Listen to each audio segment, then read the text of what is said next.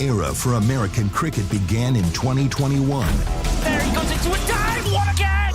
The rise of cricket was celebrated across the country. Now, with big wickets and even bigger hits, the stars of minor league cricket are back and better than ever. Primus goes huge! Don't miss the nation's largest league competing for the biggest prize in American cricket. The Toyota Minor League Cricket Championship returns June 25th. You're watching the Toyota Minor League Cricket Championship, presented by Sunoco.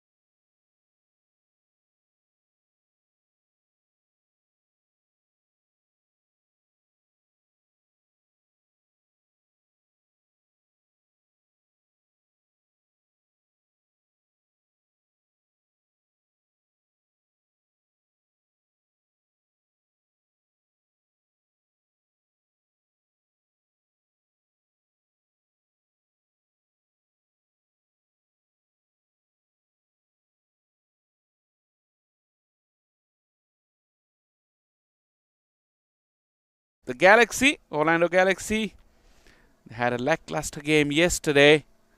At times it looked like they were in for a big total but could never kick on, and that 149 they made wasn't enough as the Atlanta Lightning chased it down very, very comfortably in the end. Galaxy are in the field now, and as we watch, Steven Taylor will take up the first strike, and this will be interesting. Taylor has been in scintillating form for the national team just recently, and the United States came ever so close to qualifying for that T20 World Cup in Australia. They just fell at the last hurdle. But this will be exciting to watch. Taylor likes to go hard in the power play, and with the kind of form that he's in, if he's up for the battle today, he's going to make life very difficult for the bowling lineup of Orlando Galaxy. Plays the call from the umpire, and we're all in readiness from the far end.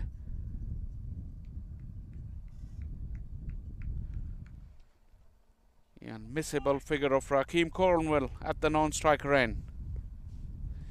Just a little bit of swing. You won't see many quick singles when the big man is in the middle. Plenty of fireworks though.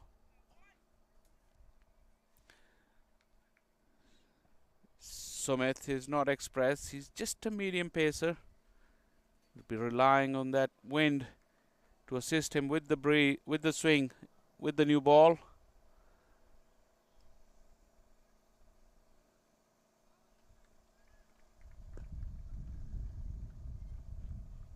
Taylor finding the middle of the bat.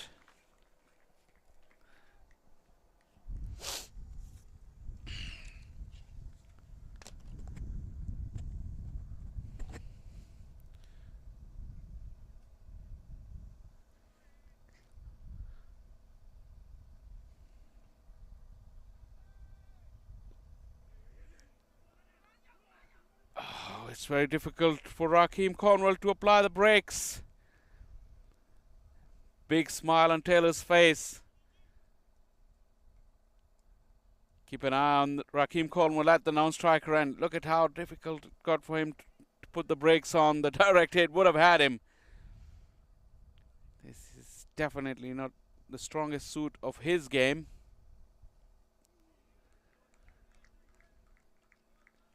Taylor would have to concentrate because the heat of this battle is probably not as much as he's accustomed to lately, because he's been involved in some very, very big games. To come back and concentrate in domestic circuit is not easy, especially against this sort of pace. He has to wait a long time for the ball to arrive, but he is finally off the mark.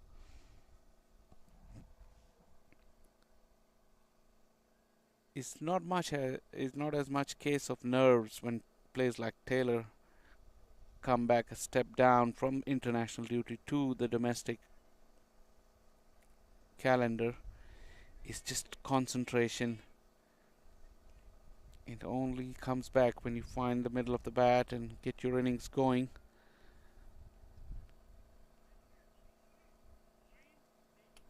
But Raheem Cornwell has been in scintillating form in this Toyota Minor League Championship, both with bat and with the ball.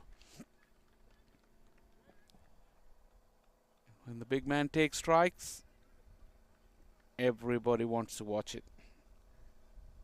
A slip in for Sumit. Smashed down the ground. Sumit did well to get out of the way. Plenty of power there from Raheem Cornwell. Starts off with the bang. To finish off the first over with the boundary as well. You see how he charged Sumit and then flat batted him. Scared the life out of Sumit at one stage, and he was just happy that the ball wasn't in his direction. 5-0.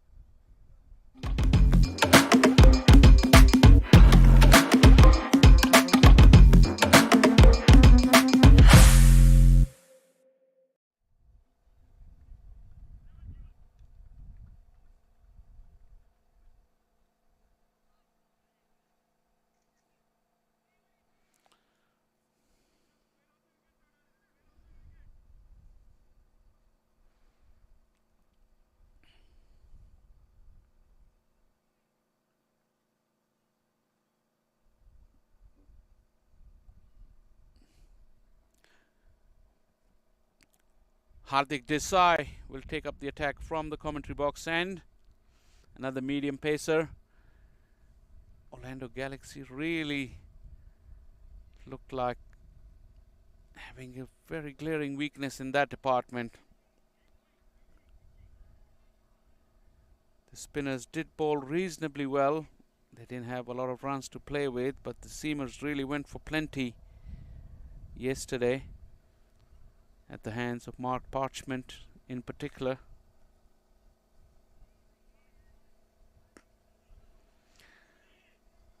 Taylor could do well at this stage. Just get the strike back to Rakeem Cornwell.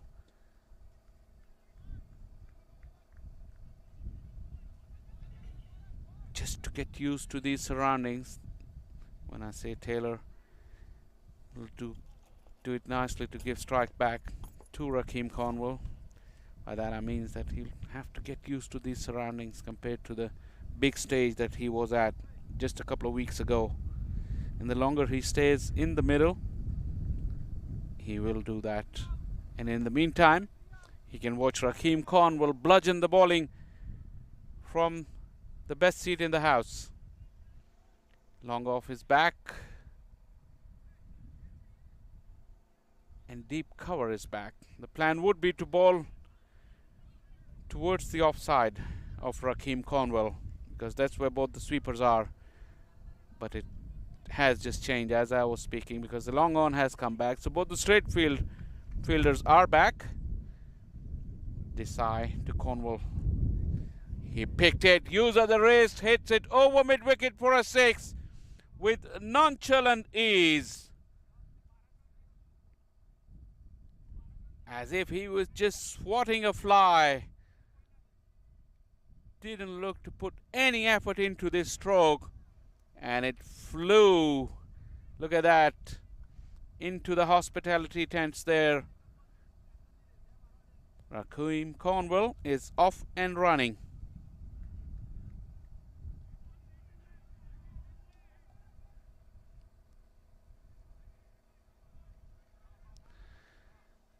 That was expected. Trying to hide the ball outside the off stump.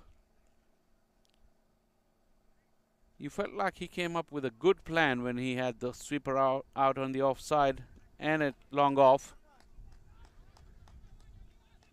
But then he changed, and now if he bowls full and straight, Rakeem Cornwell has the ability to maneuver it.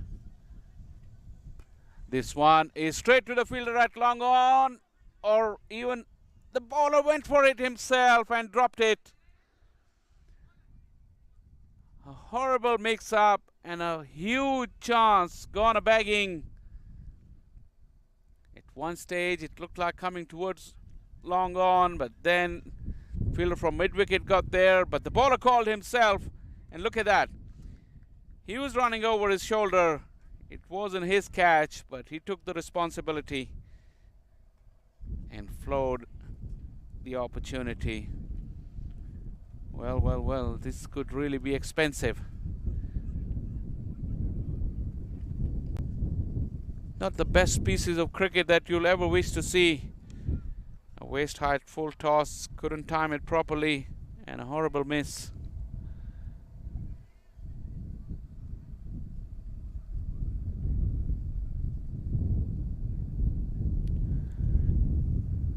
Hardik Desai at the moment is at 6s and 7s.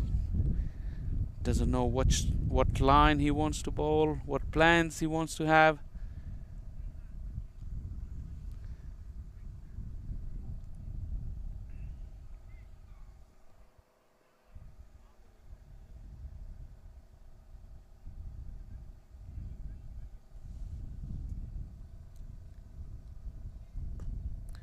Taylor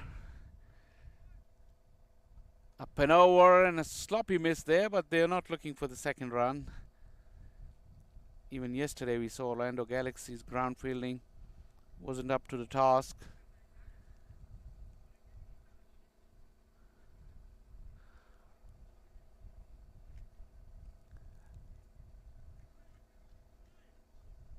With the kind of bowling attack they have, they would need all the support in the field. But so far, this has been a sluggish start from the Orlando Galaxy in the field.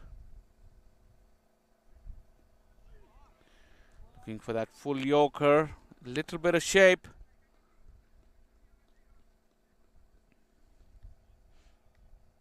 We haven't seen any big boundaries in this over just yet as we watch. That little bit of shape. Cornwall was in two minds because he was initially going for the big hit. No boundaries after that 6 on the second delivery of the over.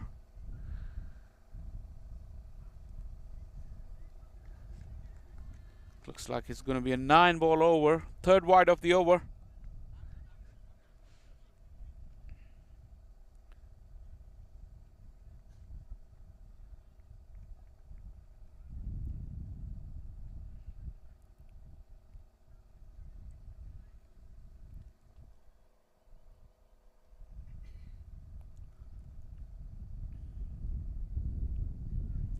Another wide. Make it 10-ball over. Hardik Desai is trying to hide the ball outside the off stump, but it's too wide. Mind you, he has no protection in the deep on the offside as well, so he's chancing his luck against the likes of Cornwall.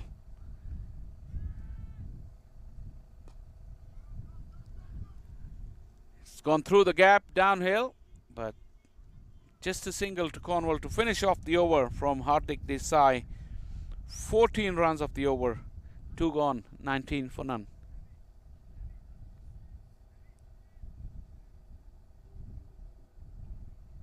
One, two, three.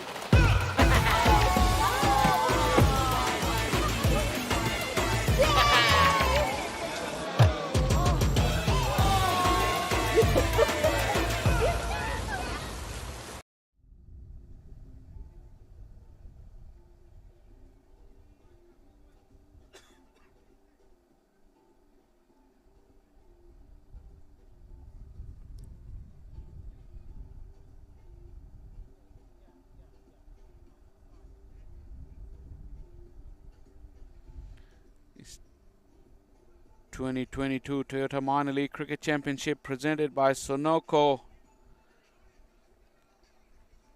has received great support this year. This is the second season,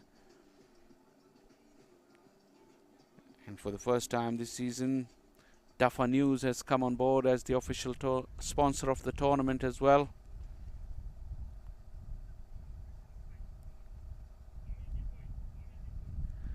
Sunoco is also joined hands with minor league cricket.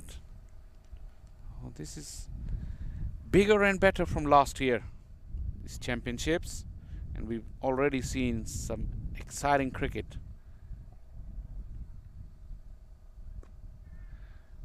Looks like that's the plan. They're looking to go full and straight at Cornwall, not allowing him any room or length to work with. Sumit will have to be spot on with every delivery because he's got very little margin of error against the likes of Cornwall.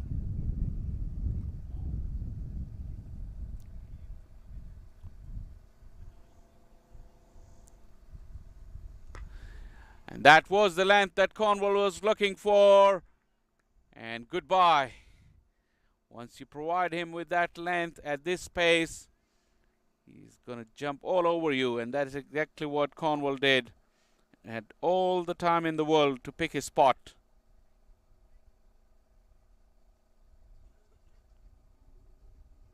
Needless to say, with plenty of power.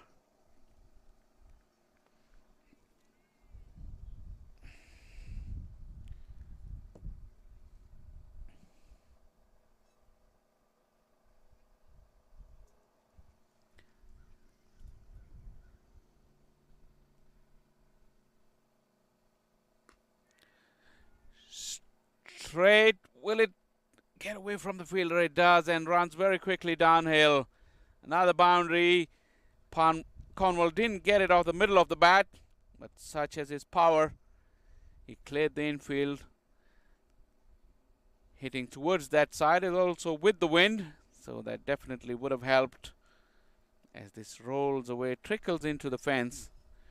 Not one of his best strokes.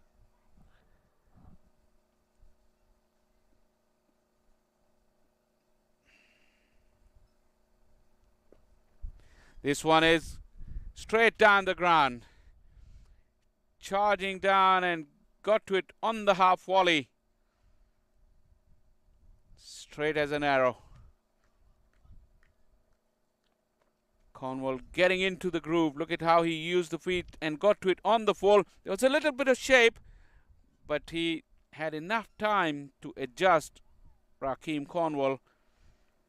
And the good thing and the best thing was that he hit it straight back where it came from.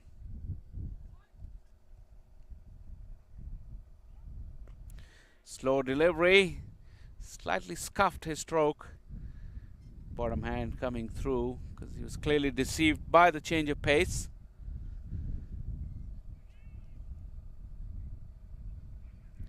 Scoreboard rattling along. 34 for none.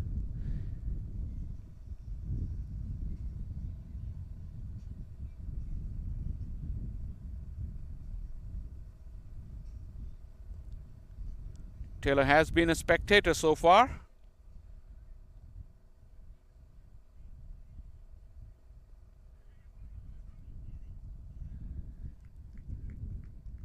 No single on that occasion. That means the dot will finish off the third over.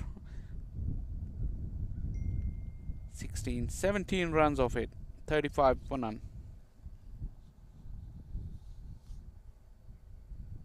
My son, he's so soft-spoken. Oh, yeah!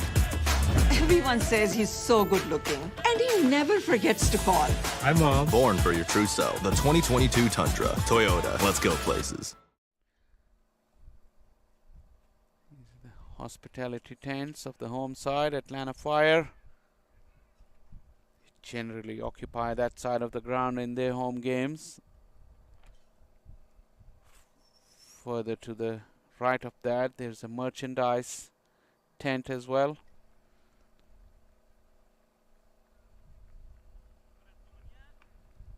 Great settings, and like I said, the weather is absolutely gorgeous. Slightly on the warmer side, but you can see in the background the trees. It's nice breeze. That is really comforting. Manav Patel, by the looks of it, will be given the monumental task to get the wicket of Rakeem Cornwall, because as long as he's there, he's not going to stop scoring, so no point trying to restrict his run scorings. They would have to get him out. Cornwall charges down once again. Hits it into the hospitality tents with the wind.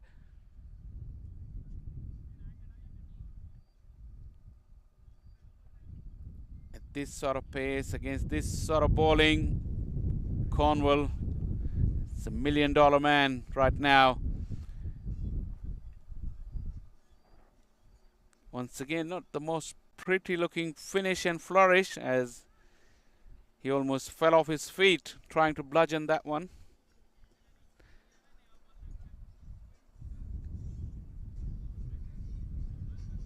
I just wonder what the bowlers will be thinking when they're running in to bowl to him, especially at this kind of pace, at this level.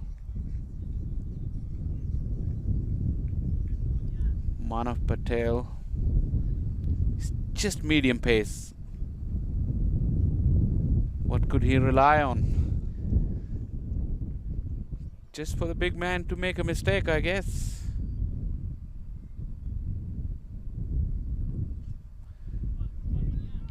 Well, change of pace. Not that he's express anyway, but that was a real slow delivery. Cornwall once again almost knocking himself off his feet, trying to use his power game.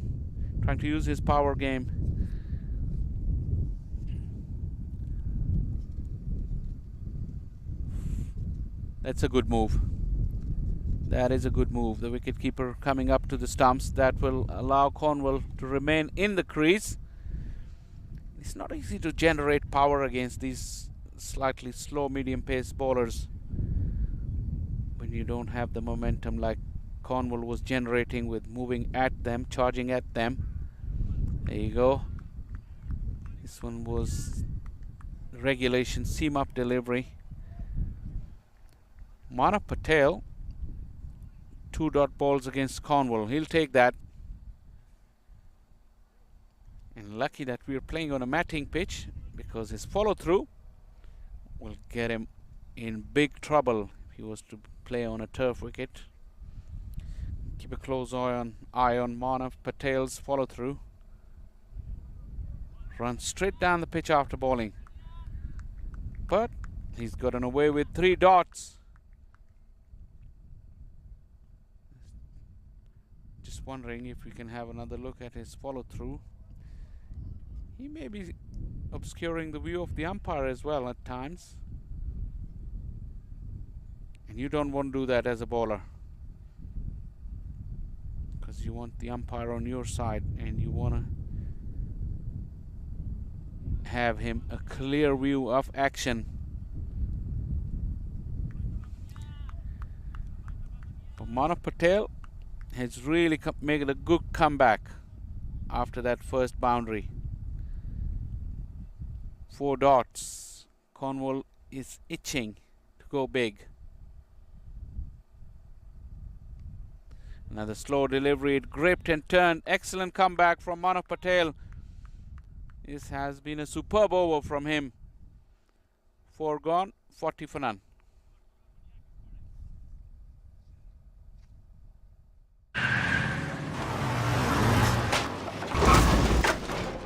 What's up, Doug?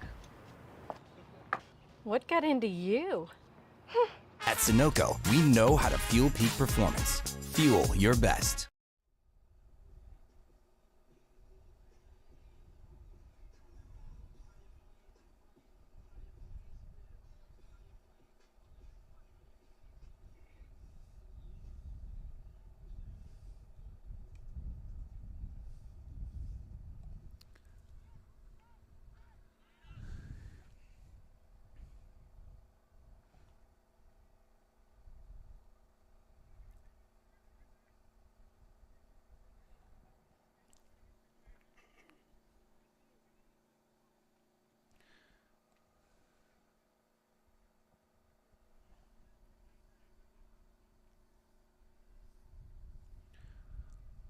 Looks like Dutchin is the new bowler.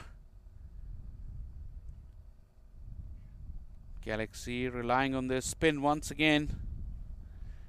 Don't be mistaken by the name Natalian at the back of his shirt. Taylor got lucky on that occasion.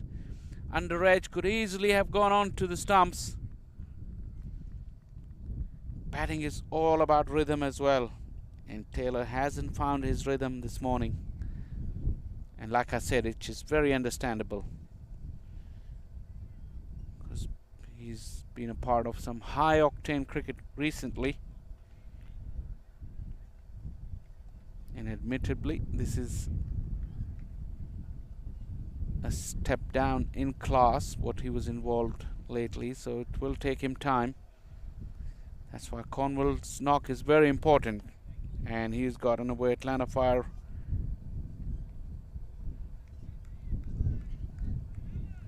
Wow. Six dots on a trot now for Rakeem Cornwall. That's no mean feat by the Orlando Galaxy bowlers. 5 dots by Manav Patel and now Dachin.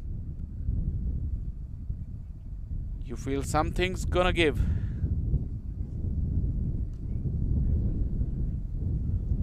Once again, couldn't pierce that field.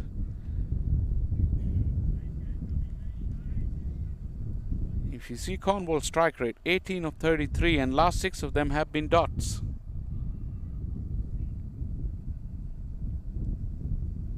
String onto the pads, helped it on its way. Poor line from Dachin, and he pays the price. Cornwall breaks the shackles.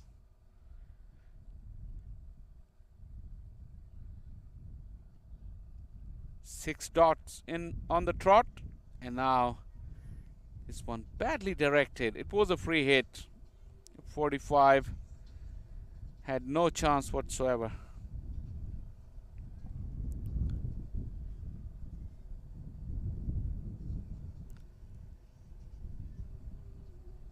Galaxy would be desperately wanting that power play to end so they can have more protection in the deep.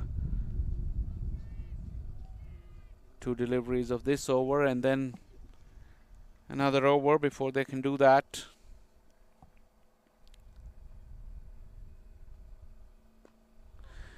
Up and over. Mid-off was up in the ring, but he would be a spectator regardless of that. The incredible thing is that how nonchalantly Rakeem Cornwall hits those strokes. This one was pure timing. No force whatsoever. And it sailed over.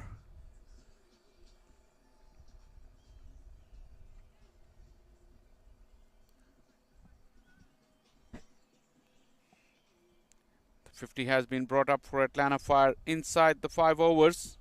51 for none. 43 of those runs have come to Rakeem Cornwall. And that little lull in between, he's seen that through. And every time we see here at the Atlanta cricket fields, when the ball goes in that direction, there's a ball hunt. Umpire Sandeep.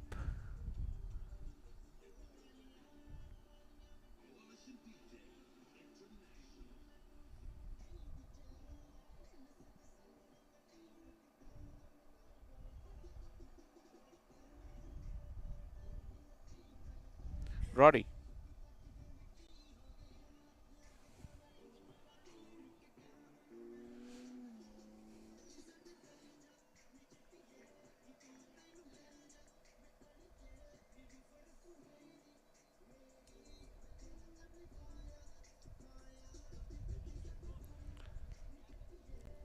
Rakeem Cornwall has done the bulk of the scoring.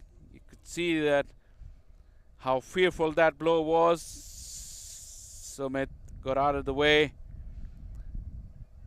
It's another of those nonchalant strokes that I was talking about. Just a flick of the wrist.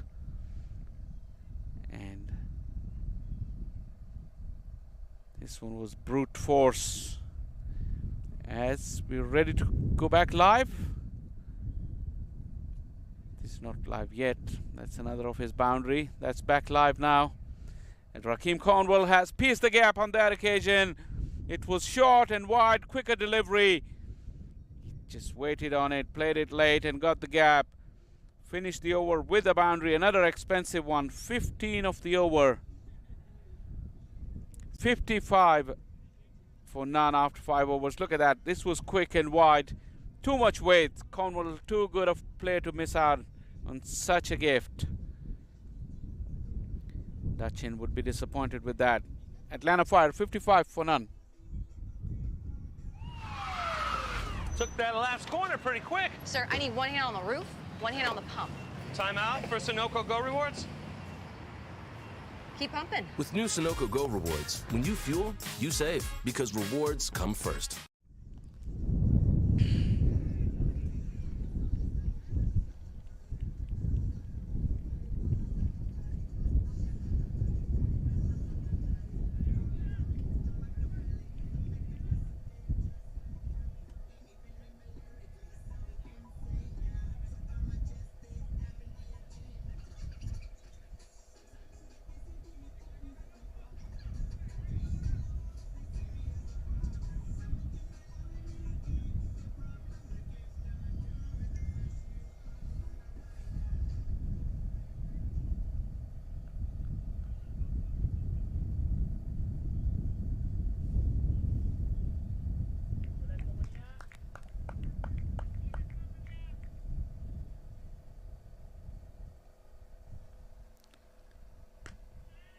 With an offer for Taylor, straight to the fielder though.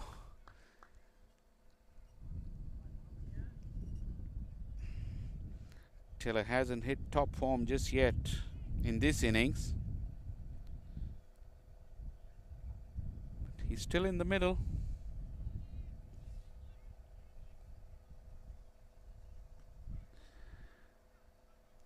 Looking for that single, but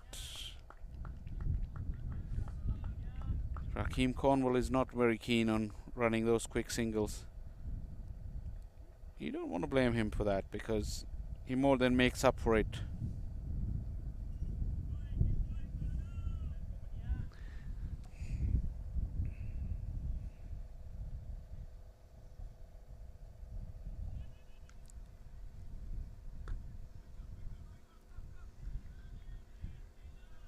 Taylor gives it back to Cornwall. He's on 47 of just 21 deliveries. Just on the cusp of yet another 50 in these championships.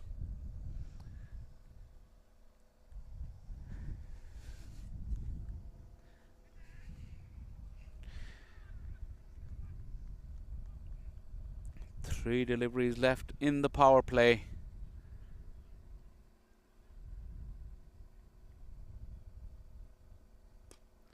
Manav Patel got in the arc on that occasion, and Raheem Cornwall brings his 50 in style.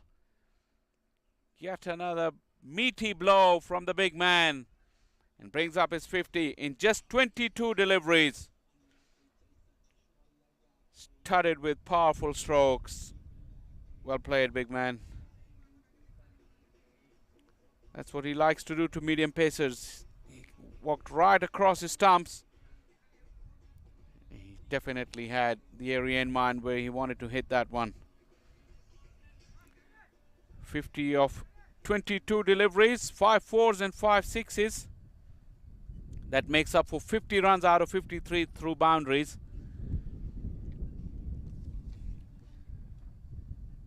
Which means out of his 22 deliveries, only 13 scoring shots, and that's another one of those. It's a no ball as well, and it's landed in the car park. Muscled away by Raheem Cornwall, and Manav Patel, who got away with his last over quite cheaply, is under the pump now. Too slow, and Cornwall not to be fooled on that occasion. To make things worse, it's a no ball as well, so it will be a free hit.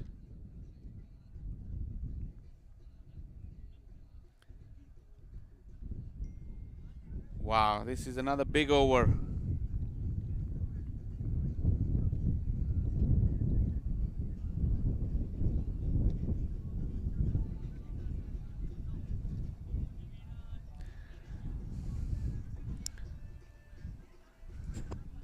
Skipper Nasir will have to come up with some ideas. Isuru Kuruvitage was a good option yesterday. And Matthew Comrie, he took his time to get settled, but then he bowled quite nicely in the middle of his spell. These are the two spinners. And also Bhaskar is an option there for Skipper Nasir, but at the moment they just cannot wait for this power play to end so they can put some more fielders back. But with the kind of form Cornwall is in, it may not help. Another meaty blow. This time the fielder was interested for a moment, but it never quite reached him. Looking at the bottom of his bat, Cornwall. Orlando Galaxy desperately wanting one of those to go to hand. Remember, they've already missed an opportunity. Hardik Desai is the man who dropped the catch, and I don't think he'll be looking into the eyes of the skipper anytime soon. This is Taylor. This is elegant, and this is powerful, and this is over the fence. Stephen Taylor at his very best. how effortless he looks even when trying those big shots. Have a look at this. Despite Raheem Cornwall's innings, this is the shot of the day for me. The grace and poise, the balance and power, superb from Steven Taylor. Power play done and dusted, 76 for none.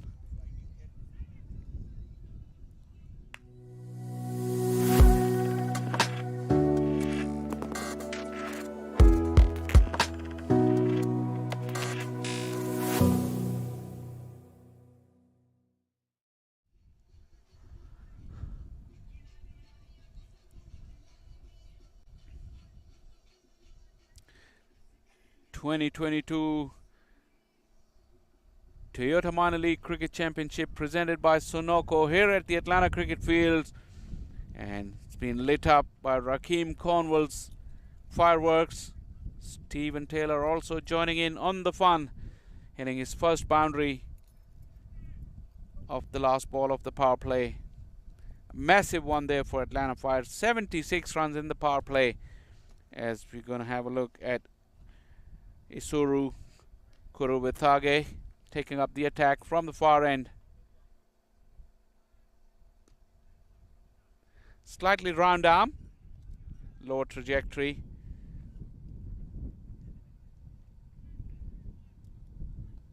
Kuruvithage bowled quite nicely for his first 2 overs, but in third over yesterday he tried to buy a wicket and gave plenty of air, and he was taken for plenty after that. He started off the way he did yesterday. Slightly round arm, quickish, on a good length.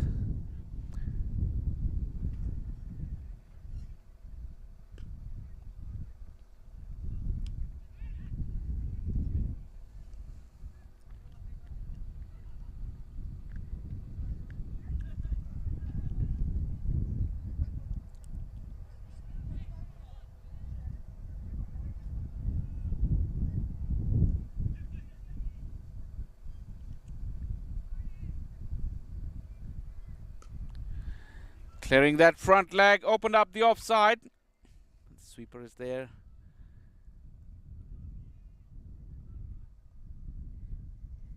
Hits it with immense power, Raheem Cornwall.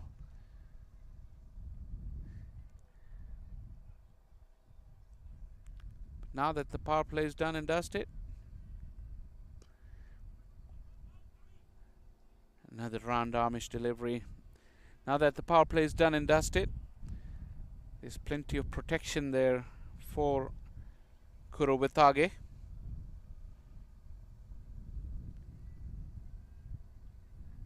But to stem the flow of the runs, they would have to keep taking wickets, the Galaxy.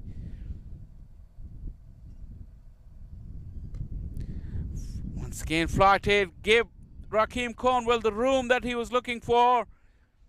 All he had to do was clear the infield because there was a big gap over the top of the extra cover fielder, and Raheem Cornwall, in such mood, wouldn't spare these opportunities.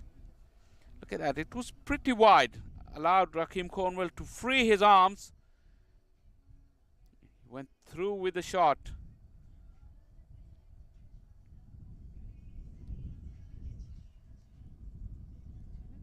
Another ball hunt,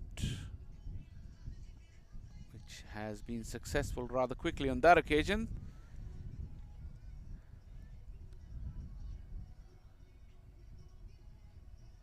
The music is pumping here at the Atlanta Cricket Fields. The fireworks in the middle from the 2 opening batters from the home side.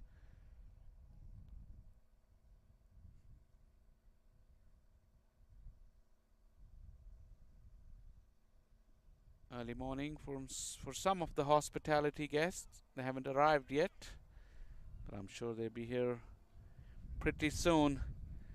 If they're watching this feed on the MILC social media platforms, they would know what's going, and they'll make sure that they get in very quickly to catch some of this entertainment.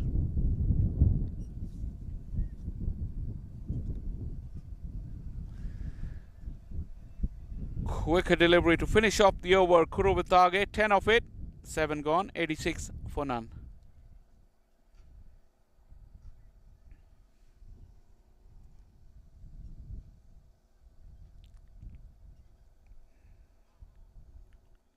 वक्त आ गया है Lakshmi basmati rice को घर लाने का। Lakshmi extra long basmati rice. इसका हर दाना हो इतना लंबा, पकते हुए महके और प्लेट पे क्या खूब खिले।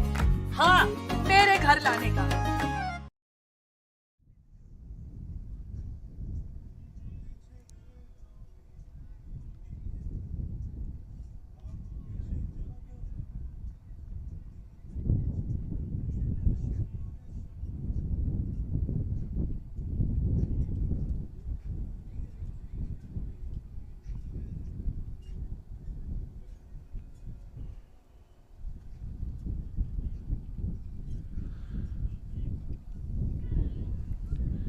$86 for none. And talking about the coverage of these championships, you can follow the action live across the 2022 MILC season. Follow minor league cricket social media channels, YouTube MLC network. We watch Taylor. Will get a single eventually because of the trip by the fielder. Some excitement, but all in slow motion as we watch Matthew Comrie, the leg spinner, into the action. Monumental task at hand for bowling at the likes of Rakeem Cornwall. I'm talking about the social media platforms of the MILC, the minor league cricket, YouTube MLC network, Twitter at MIL Cricket, Facebook at MILC USA, and Instagram also at MILC USA. You can follow all the action on these platforms. 2022 Toyota Minor League Cricket Championship presented to you by Sunoco.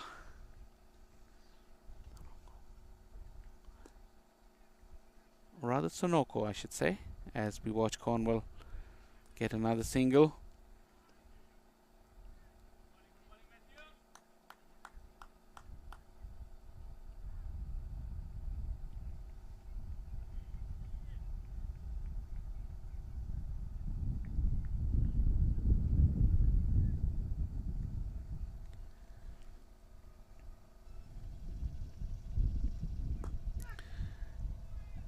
Nice firm drive from Taylor.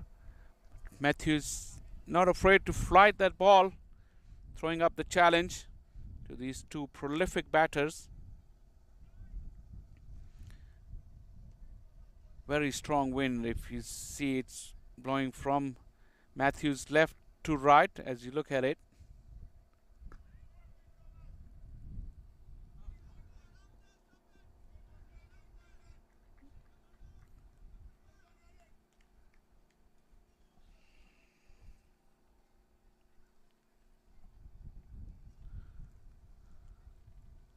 Hardik Desai at long on. He's the man who dropped that chance earlier.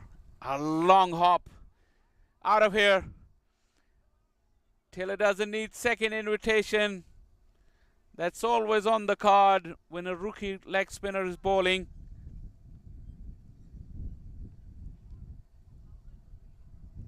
Did it hit someone down there on the adjoining fields as we watch the long hop from Taylor?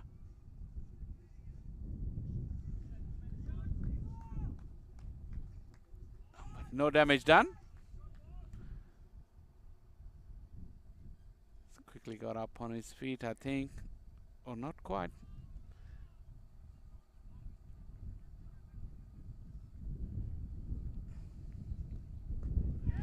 In the air now. Will it carry? No. Shouts of catch it, but it never got to the fielder. Talking about the... Well, we'll come back to it after the break as the over has come to an end. 97 for none.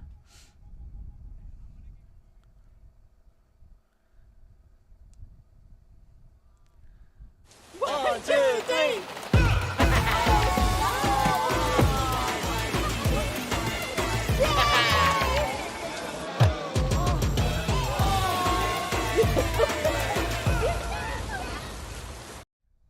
Through many different ways you can get hit in the field whilst you're batting.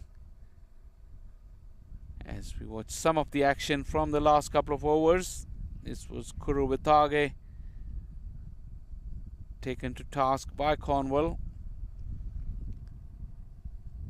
As I can see in the distance, the player from the adjoining field who got hit hasn't got up on his feet just yet, but everything's all right. It looks like it.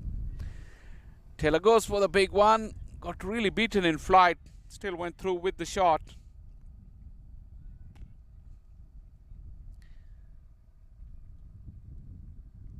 Got to be careful because, like I said, the wind is blowing in that direction. Even a miss hit could carry to the fielder. But rest assured, if anything comes anywhere close to the middle of the bat and hit in that direction, it will sail over.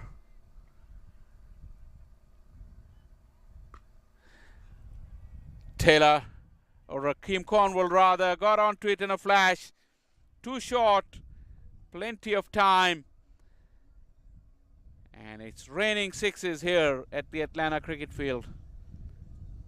Off the bat of Rakeem Cornwall mostly.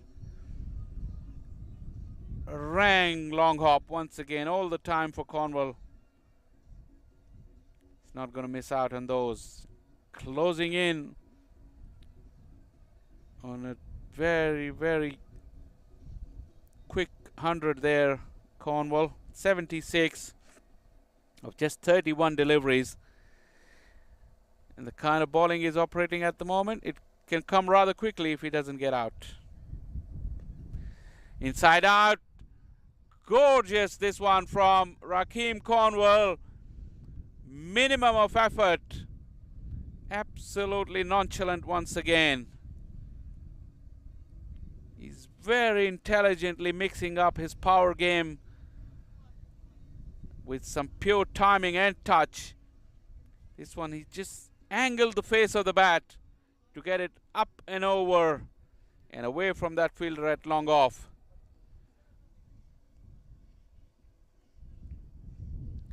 Kuruvitage has been taken to cleaners by Rakeem Cornwall here.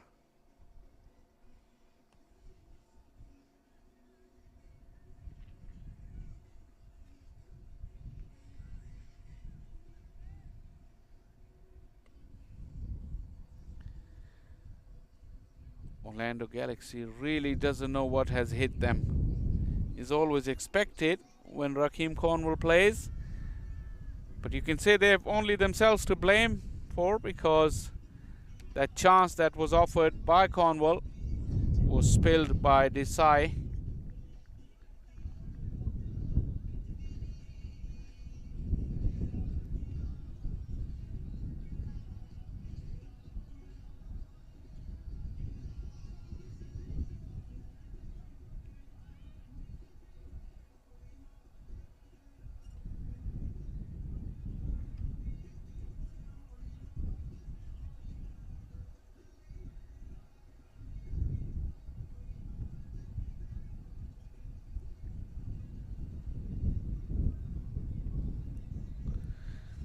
Some of these meaty blows there from Cornwall. You can see in the highlights package. Manav Patel, who bowled one good over, and then he was taken to cleaners. This kind of length, this kind of pace, his change of pace was enough to fool Cornwall for one over, but then Taylor and Cornwall both got onto him. So was Kuruvitage, slightly round armish, but when you give room to Cornwall, he can put you away back live now. This wasn't as short, so Cornwall couldn't get the right timing. We'll get a single.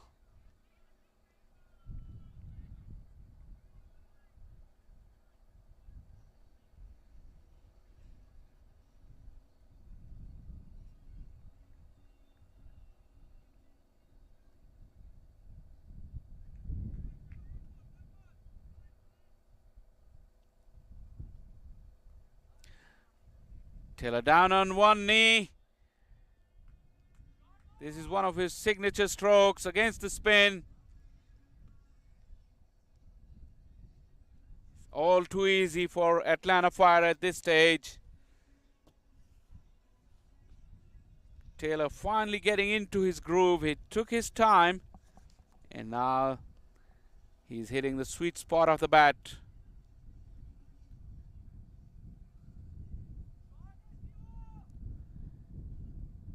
Hospitality tents, some of these kids, they're in danger if Taylor keeps hitting them in this direction. Not if Kuruvitage decides to bowl that kind of line and length.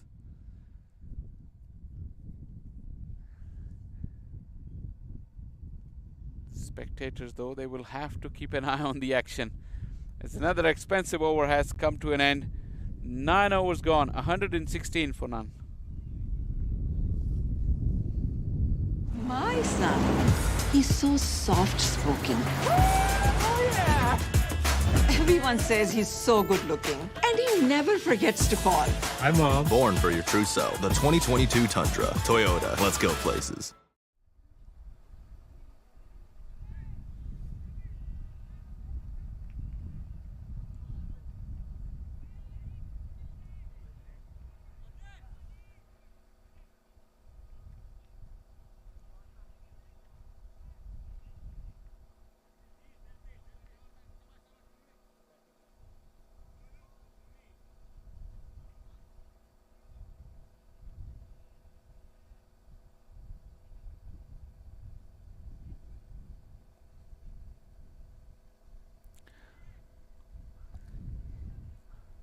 Taylor very composed. He's in no sort of hurry.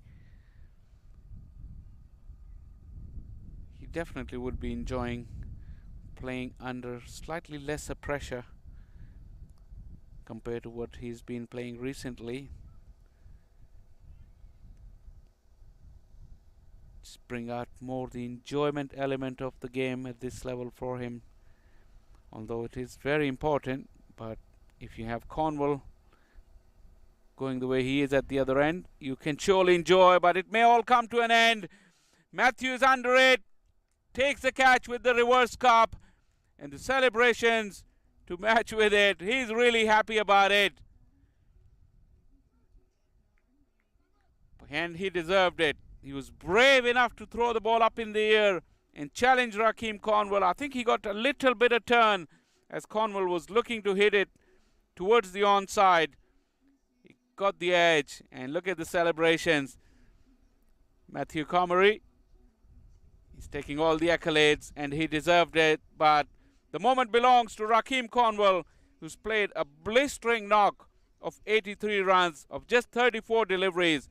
He's walking back as we see the replay. A little bit of turn there, but a good catch under pressure, and the celebration a la Shahid Afridi as we watch Cornwall depart for 83. Atlanta Fire 117 for 1.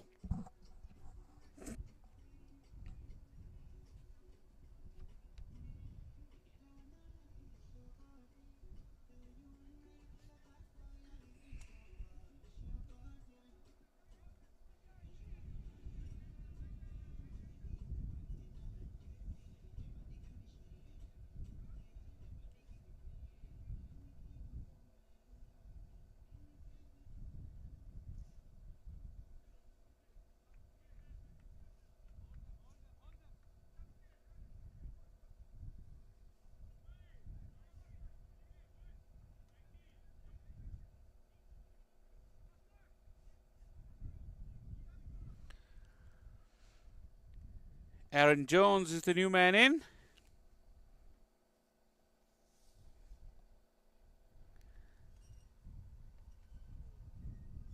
He will take strike against Matthew.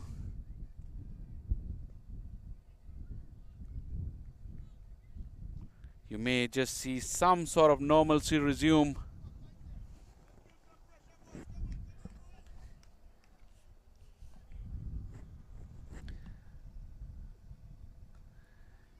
Short and wide. Jones off the mark. He's a very, very correct play Technically correct and very stylish. He also runs very, very fast between the wickets as well. Aaron Jones, so Taylor will have to break a sweat as well. He didn't worry about that when Cornwall was in the middle, because that wasn't happening. But now with Jones, Taylor would have to run his run, or some of his runs, I guess. But look at how Taylor is caught up with his strike rate, 28 of 23. Gone for the big sweep, and the finger has gone up. The slow death rattle as Taylor was down on one knee looking for that sweep. And 2 wickets in the over for Matthew Comrie, really making a big statement from Orlando Galaxy as the big hitting Taylor departs as well. After a prolific opening stand, both the openers are back in the hutch. It will be an interesting replay because Matthew Comrie does get extra bounce. See what kind of trajectory and length it was. Pitched on, hit him above the knee roll. Taylor is down the wicket. Very, very marginal, but the umpire ruled in favor of the bowler, and Orlando Galaxy would not complain because they were under the cosh and they made a big comeback with 2 wickets in the over. 118 for 2.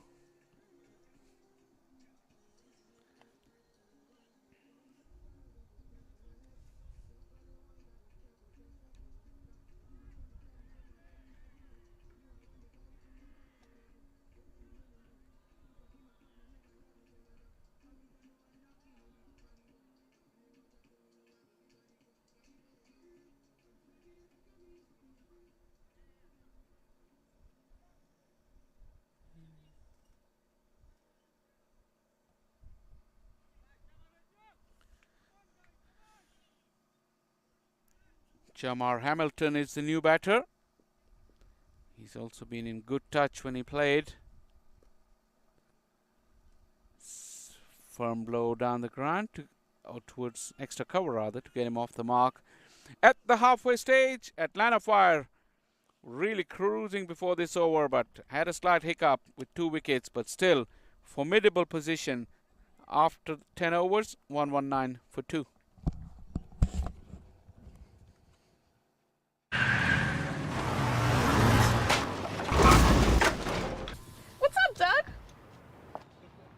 What got into you? At Sunoco, we know how to fuel peak performance. Fuel your best.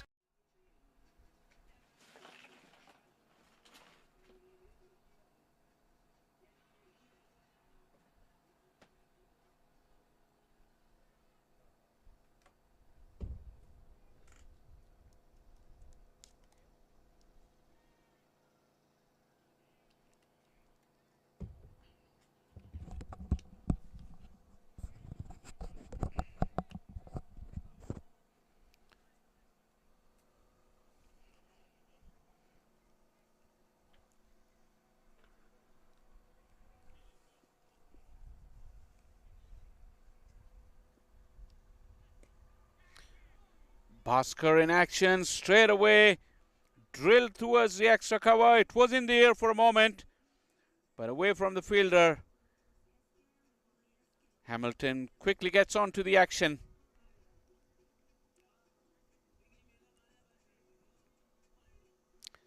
Flighty delivery quite wide.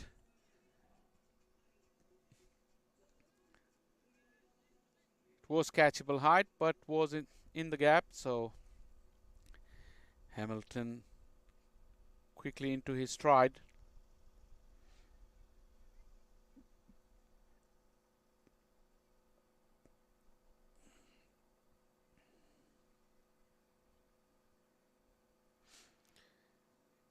See Aaron Jones batting without a cap or a helmet.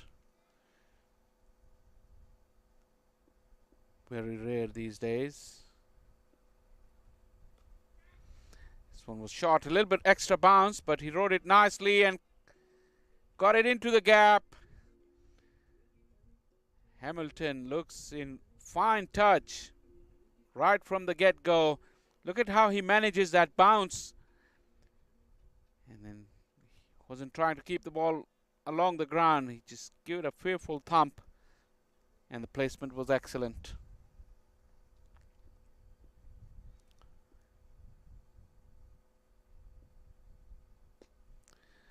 It's gone big again in the air. Excellent running catch. This is absolutely sensational there. Looks like it's skipper Nasir, who has been a live wire in the field even yesterday. Yes, indeed, it is Nasir. He had to cover a lot of ground towards his left, and he caught it very cleanly as he slid along to give himself that cushion. Magnificent breakthrough once again. Hamilton was in a hurry. Look at him cover the ground, reverse cup, and sliding off to maintain that big balance. Excellent take from the skipper as Atlanta Fire continue to lose wickets now.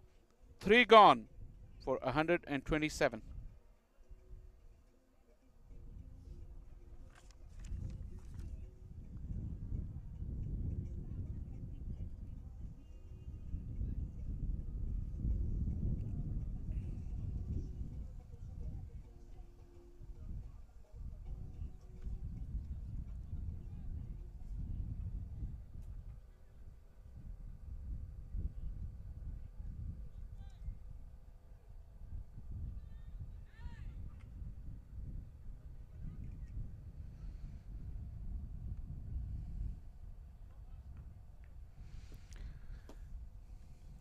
Zain Saeed is the new batter. He's another very prolific batter. He had a fantastic championship last year. He was playing for the Atlanta Paramveers, who has been replaced this year by Atlanta Lightning in the championship for this region.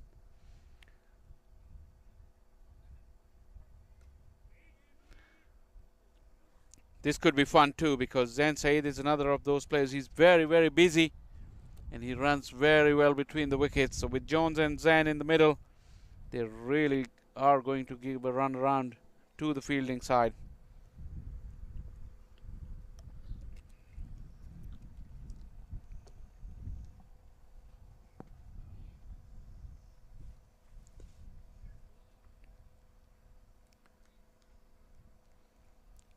Despite the loss of 3 wickets, Atlanta Fire has the platform, well, more than a platform.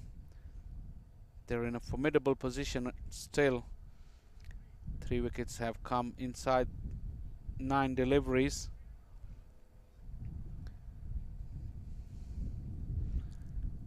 Still, they've got some batting, or plenty of batting rather. Jones goes for a wide one. Enough control to get it away from that fielder.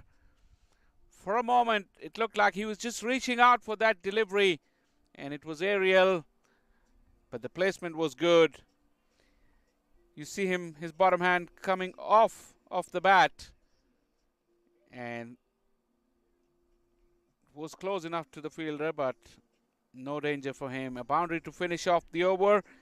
The boundaries continue to fly here. 132 for 3. वक्त आ गया है Lakshmi basmati rice को घर लाने का। Lakshmi extra long basmati rice, इसका हर दाना हो इतना लंबा, पकते हुए महके और प्लेट पे क्या खूब खिले। हाँ, मेरे घर लाने का।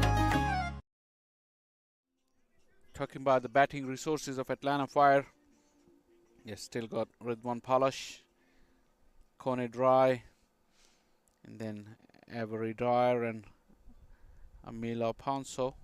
They can use the long handle pretty effectively.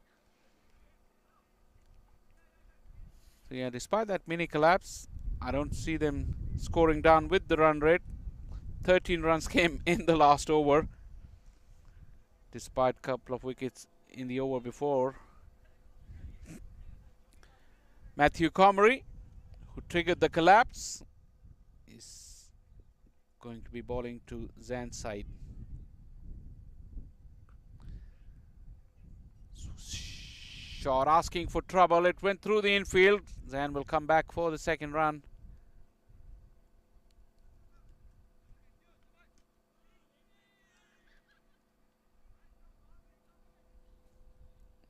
when Cornwall was batting, this kind of delivery, the bowler won't get spared and he will be under continuous pressure. Zain Saeed, busy as ever. He's got a different role in this middle order. Last year, for most of the times, he was opening the batting in the minor league championship, but this year he's batting in the middle order. He's versatile enough to adapt to it, especially he's so busy and he runs very well between the wickets. This could be a good partnership. When I say good, it'll be good watching.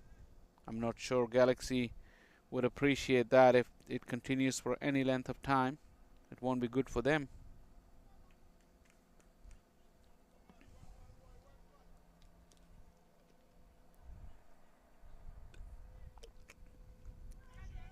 Top edge in the air and a drop.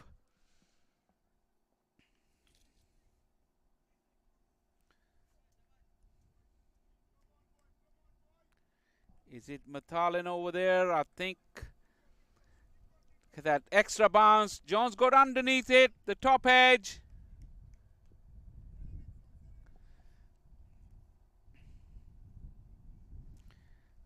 Sumit it was. Another beautiful delivery. Another ripper there. This turned and bounced. Zain Saeed was groping at it. Look at that, and at pace. This has been a superb spell of bowling. Could easily have had more wickets. Matthew Comrie.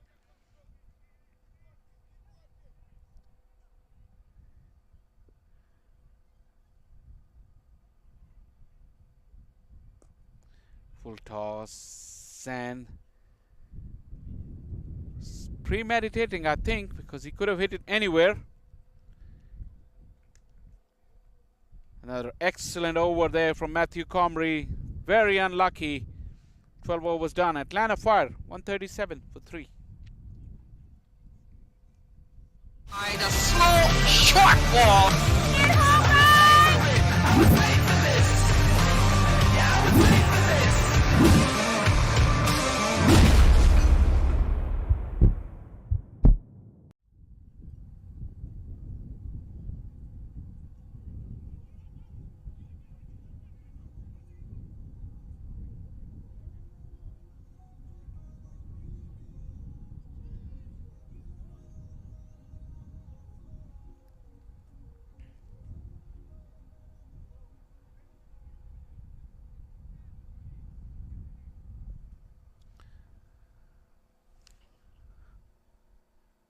Bhaskar will continue. Zain is on strike. He's reverting to that slog sweep as his release shot, it looks like it. Zain is a good player down the ground as well, which means that he hasn't settled into his innings just yet. There's plenty of time for him, so he needs to stay in the middle and he can really blossom.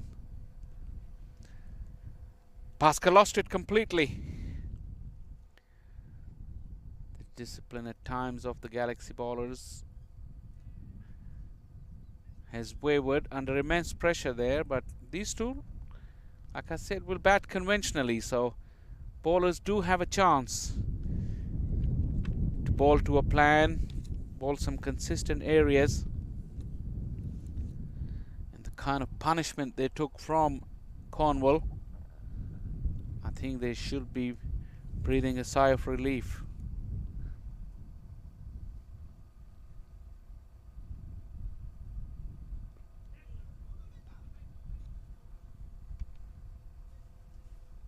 Slight misjudgment of a run there between the two. It was Jones's call. He apologizes. It's a moment of lack of concentration probably. Jones also is making a comeback to Atlanta Fire. Like I was saying, Zain Saeed is very good down the ground. And it was only a matter of time. He got underneath that and hit it straight back into the side screen at the far end. Just waited long enough on that and picked his spot straight down the ground. Smashed into the sideboard.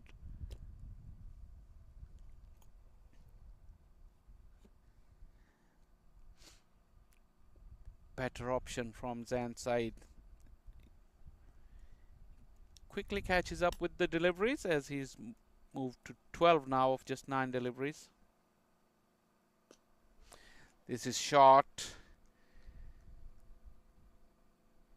Got a little too close to it. Couldn't get underneath it to get the elevation.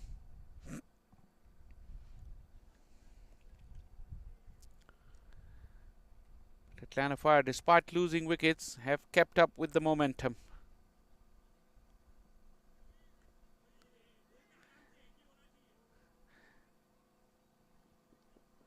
Couple of easy runs there for Jones.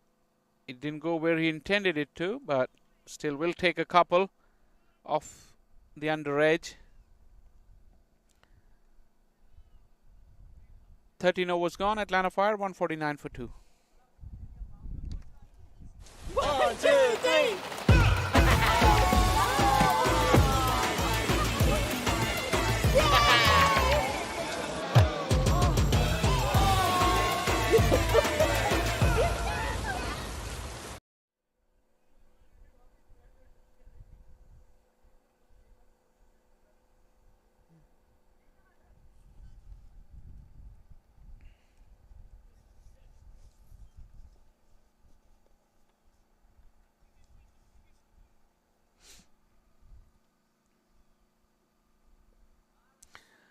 Helped it on its way, away from the fielder. That's good batting from Zan Said. He's picked his spot. Once again, there was a hint of premeditation in that, but on that occasion, the execution was pretty good.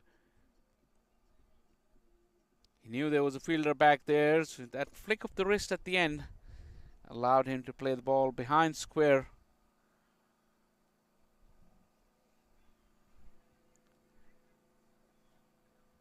Doesn't have that big flourish. Punchy player, Zain Said. This one goes through him.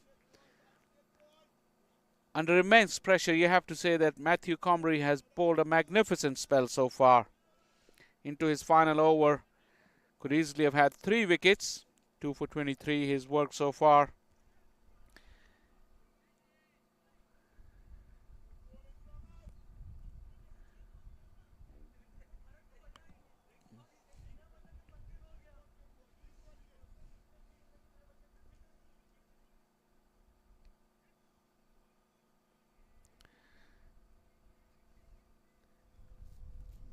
Field is well set.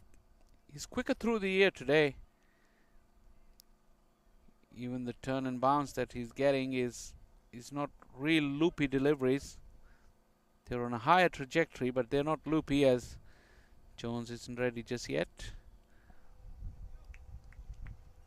So if you can turn the ball at pace like he has and still be able to throw the ball up above the batsman's eye line, this is good work. Off the edge, unlucky on that occasion. But Jones will pick up the boundary once again off the edge. There's no luck for the bowlers in this form of the game.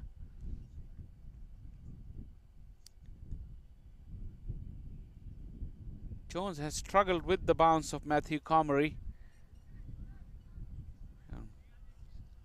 Was dropped earlier on off a top edge.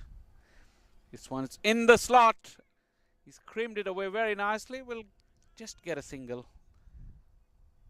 And that will end the spell of Matthew Comrie. Magnificent spell of bowling from him. Under pressure. 2 for 29 his work of 4 overs. As Atlanta Fire, after 14 overs, 159 for 3. My son, he's so soft-spoken. Oh, yeah. Everyone says he's so good-looking, and he never forgets to call.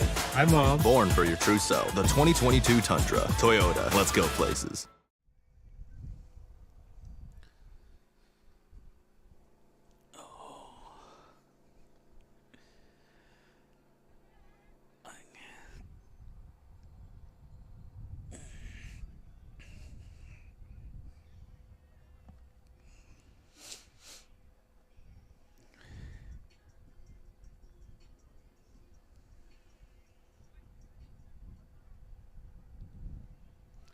6 overs to go. Atlanta Fire. Their innings has been studded with 4s and 6s.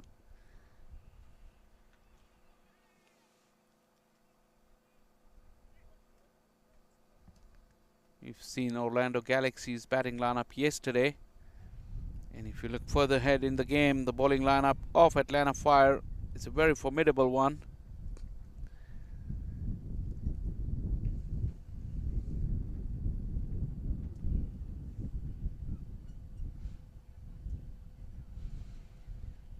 They will have a very, very difficult task on hand when they come to bat against the likes of Kone Dry, Avery Dryer, Athindra,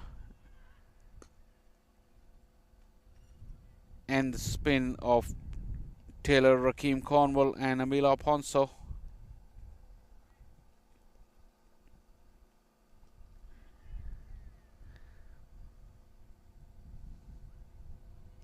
But like I was mentioning yesterday as well in this championship, as we Jones take it right off of the middle stump, this championship, the run rates are very important as well, because it may all come down to that net run rate. And we saw the Lightning chase down the target in a hurry yesterday. They had good 2 overs to spare. At slight misfield once again in the ring. Will allow Jones to come back for the second run. So talking about those net run rates, the Lightning made quick work of the 150 that they were asked to chase by Galaxy. So similarly, Atlanta Fire looking to pile up the huge total. Jones went for the reverse sweep, a good option, but couldn't pierce the field. That was a more conventional reverse sweep, if I may call it. These days the big switch hit is really the option for such type of field that he's facing at the moment. Jones just content to go for a single.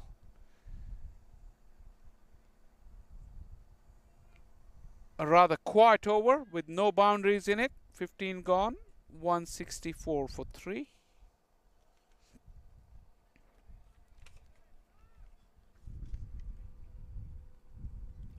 One, two, three.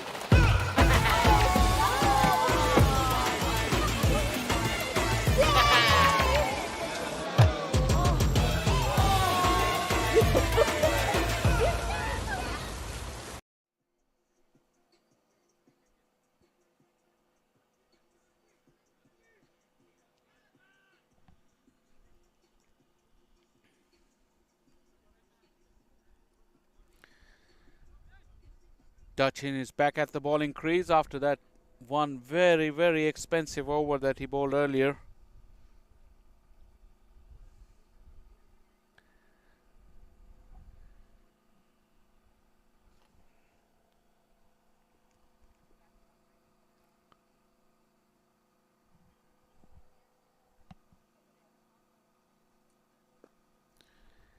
Jones rather scuffed at this big hoik. No timing. He doesn't look very natural when he plays those big powerful shots. Like I said, he's very conventional, very correct and stylish batter. Aaron Jones.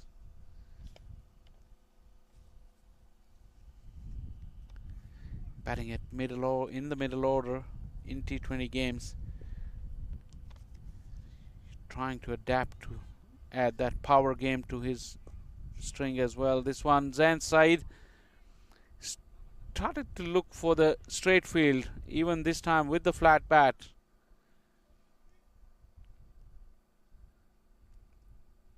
These two are into their work. Jones 19 of 16 deliveries. Zain 20 of 15, have hardly broken sweat yet. Once again lost his shape, Aaron Jones.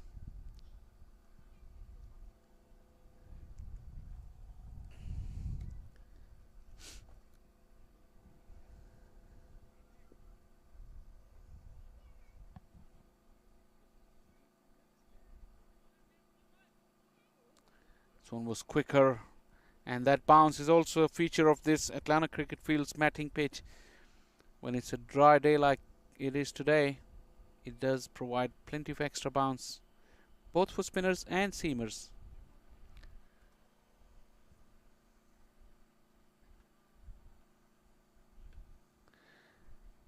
Talking about Aaron Jones, like looks unnatural when he's trying to attempt the power game.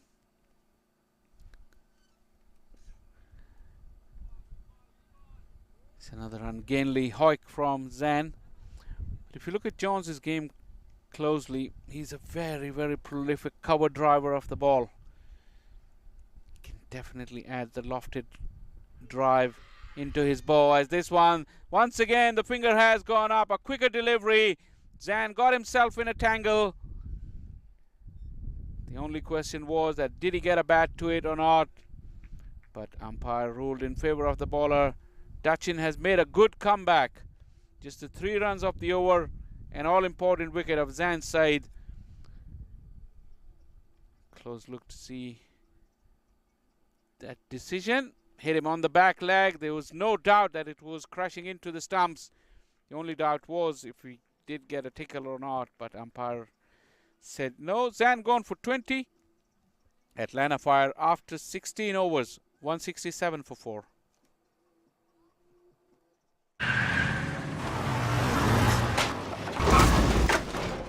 What's up, Doug? What got into you? At Sunoco, we know how to fuel peak performance. Fuel your best. Matthew Comrie took 2 wickets in 1 over. I quite like that celebration. That was the second one. Cornwall and then Taylor.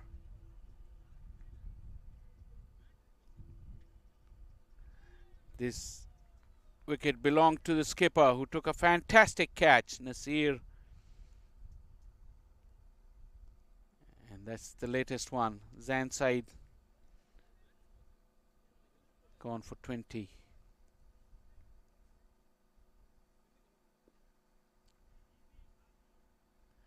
Conor Dry's the new man in. The all-rounder, batting at number 6 with only 3.5 overs left. You can expect some fireworks from him.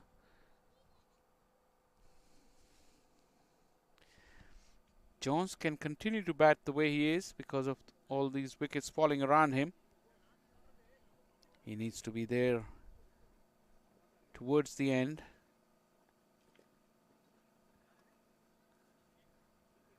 Conor Dry can really strike a long ball. He's a very powerful man.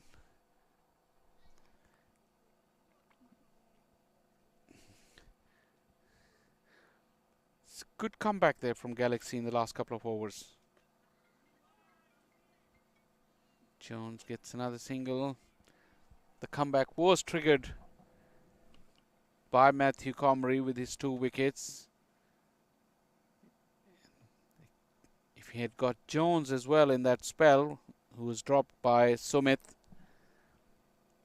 it could really have been a complete turnaround, but as it is, they've given themselves a chance by not conceding a boundary in the last 10 deliveries and also picking up wickets as well.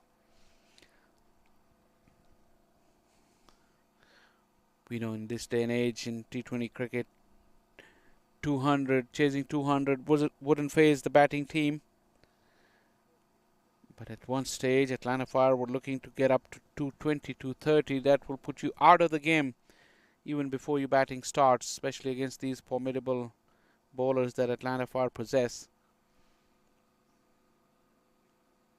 Not to say this 171 or whatever they get from here on in will be an easy task.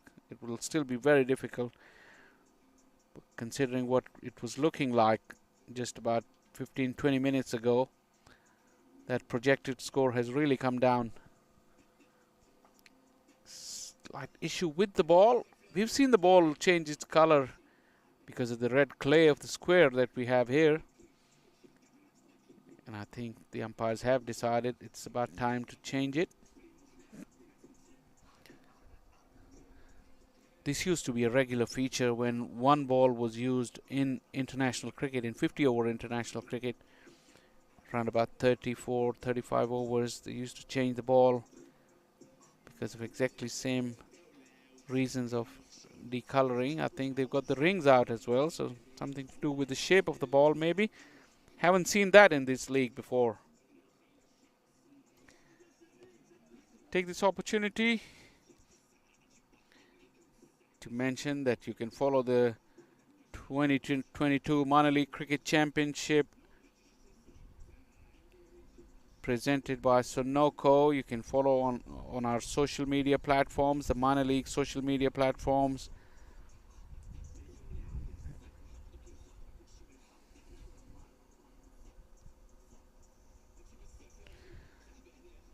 The match is live across the 2022 MILC season. Follow Minor League Cricket's social media channels, like I said, YouTube, MLC Network,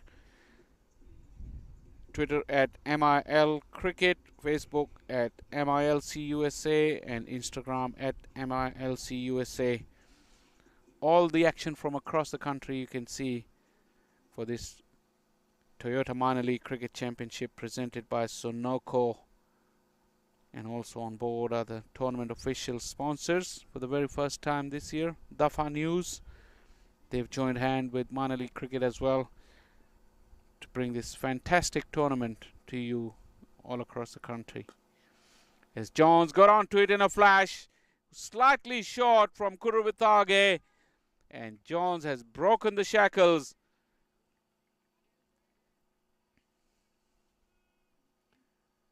Jones at his very best, even when he tries to attempt the big shots.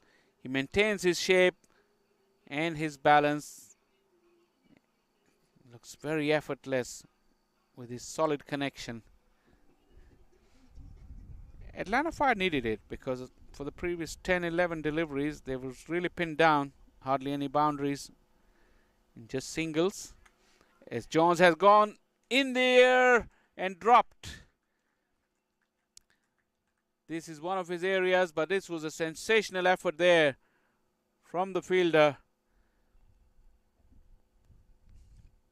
Jones liked to drive through the covers along the ground and in the air. This time it was catchable height. But a fantastic effort, not good enough from Matthew Comrie. He's been everywhere today. Just the 3 overs left, 178 for 4.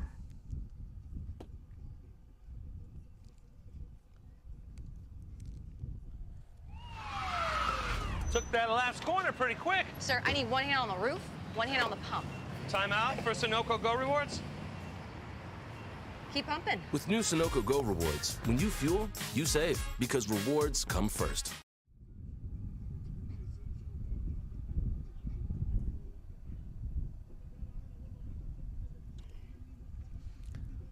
Manav Patel has been given the responsibility.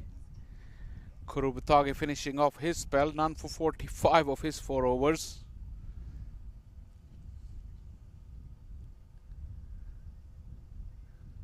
Manav Patel's first over went for 6 runs and his second for 21 at the hands of Rakeem Cornwall.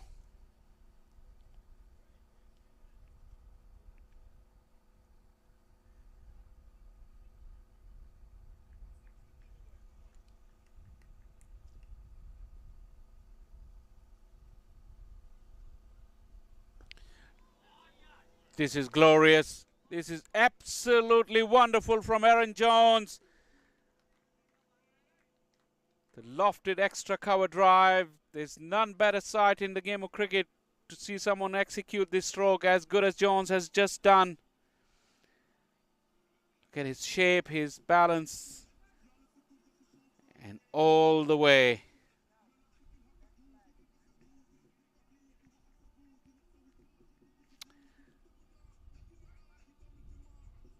Jones is a treat to watch when he drives through the covers.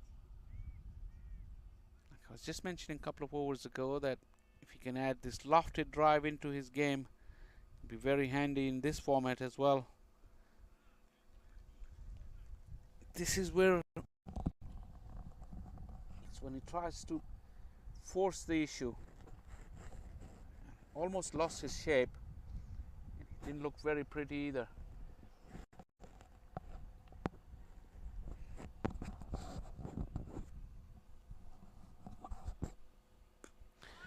Once again, Johns got into it. Room on offer. He was allowed to free his arms. This time it was slightly straighter. It went straight to where that fielder at long off was. But the modern day batters are not afraid to take on the boundary riders. He hit it straight in his direction, but way over his head. Second six of the over from Aaron Jones.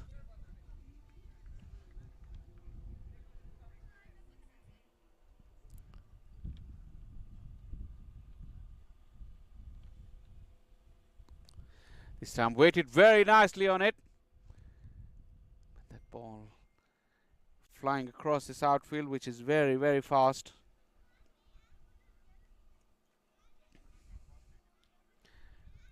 Aaron Jones has hit his straps. Now 42 of just 25 deliveries. How quickly this equation changes.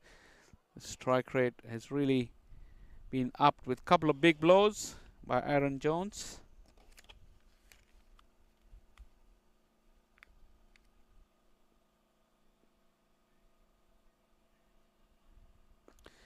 Corner dry, using those long levers.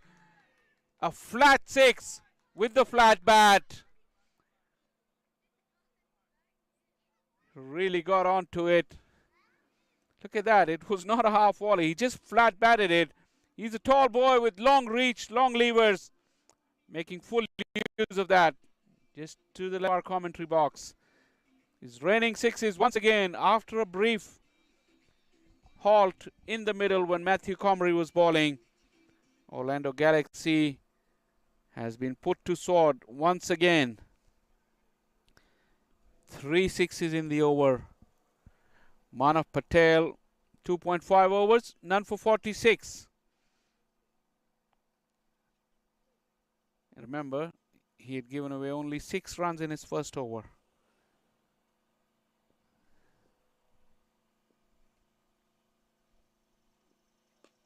Another slow one. Dry's gone after it. Fielder slightly misjudged it. He was coming for the catch originally. But in the end, he couldn't get to the ball and couldn't stop the boundary as well. Very, very expensive over from Manav Patel. He's brought up his 50 in 3 overs. None for 50 in 3 for Manav Patel. As Atlanta Fire closing in on 200 with 2 overs to play. 201 for 4.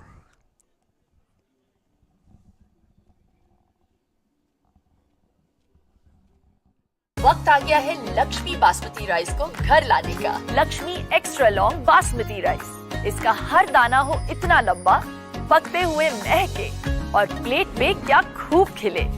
हाँ, मेरे घर लाने का।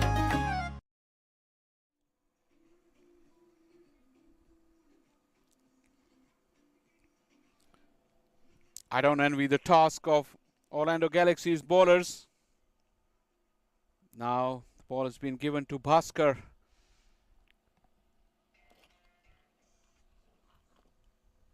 They have been treated very, very roughly by the Atlanta Fire batters today. First it was Cornwall and Taylor, and now it's Jones and Kone Dry.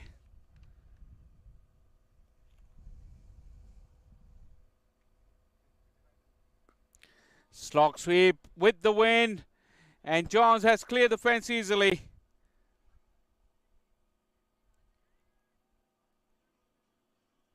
A muscular blow from Jones. He's really enjoying this.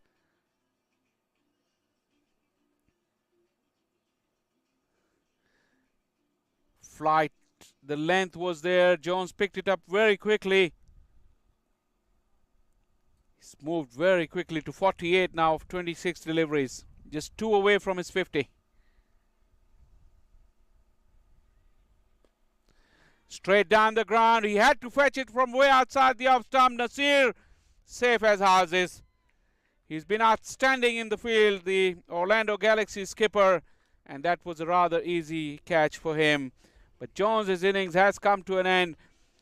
A very selfless knock. He was going for the big hits to add runs to team's total. He didn't care about his personal landmark. Excellent knock from the USA international has come to an end. He had to fetch it from way outside the off stump. That's why I couldn't get that timing. But look at Nasir. Just about perfect technique how to catch a high ball from the Orlando Galaxy skipper. As Jones is going for 48. Atlanta Fire 207 for 5.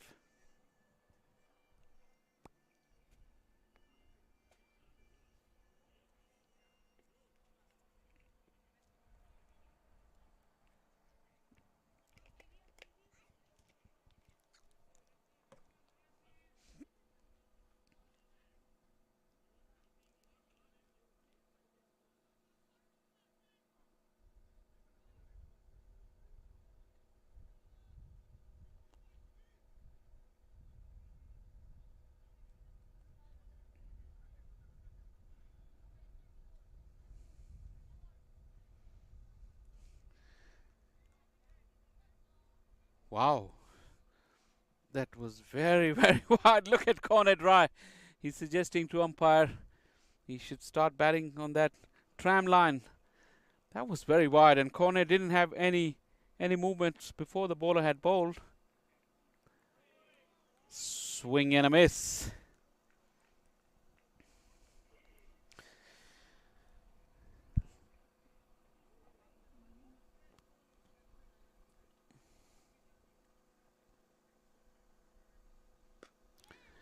Corner moved right across his stumps to create his own length and the area he wanted to find over the cow corner for another 6. It has been raining 6s since ball 1. Look at that. He came right across his stumps, using his reach to good effect once again. There's no guile or no deception about Bhaskar's bowling, and his ploy of hiding the ball outside the off stump could only keep corner dry quiet for 2 deliveries.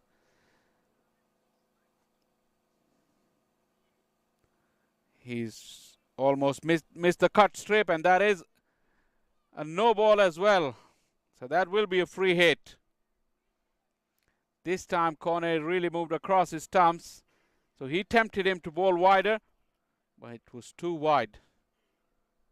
Now corner will get a chance to go on a free hit. Once again looking to bowl wide off that off stump. Just a single. Bhaskar gets out of the over rather cheaply with the single of the free hit. 19 gone. Atlanta Fire 215 for 5.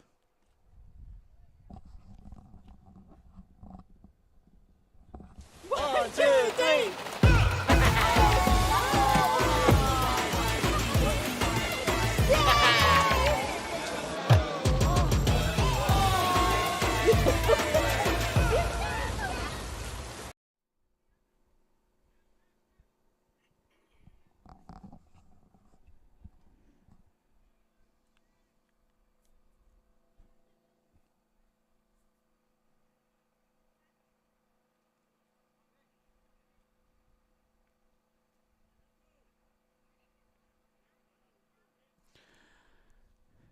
Final over of the Atlanta Fire innings. And it's going to be Bhaskar, who's given away 39 runs in 2 overs.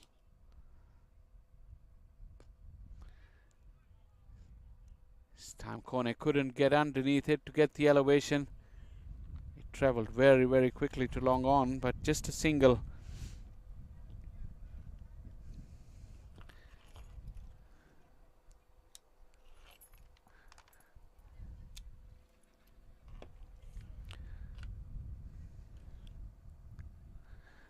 The carnage that was started by Rakeem Cornwell.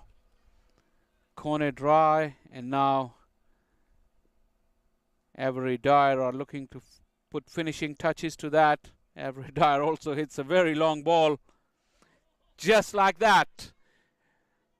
Forget about that. Long on was interested for a moment, but he just realized very, very quickly that he has to go and retrieve the ball about 30 meters behind the side screen.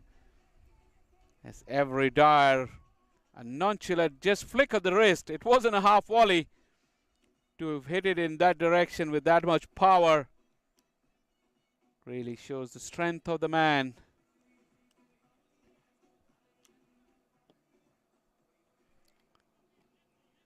There's been plenty of leather chasing by the Galaxy fielders, and they'll be very glad when this innings is over.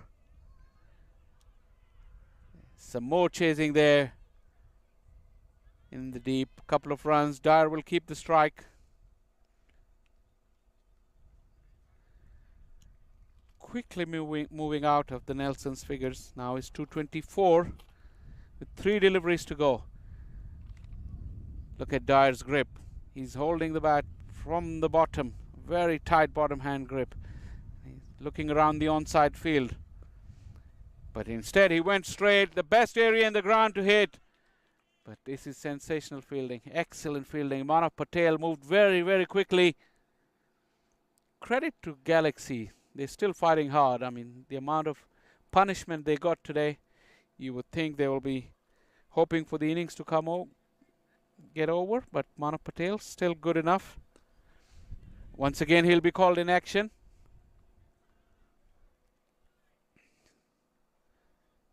So Dyer will have the opportunity to take the final strike of this innings for Atlanta Fire, who've made 226, an enormous total already. Top edge and taken. A wicket on the final delivery. I think it's Bhaskar who took the catch, and Avery Dyer, his brief flurry has come to an end. Some reward for Dachin. It's been a decent last over, just the 1 boundary and a wicket to finish off things. But Atlanta Fire has made 226 runs.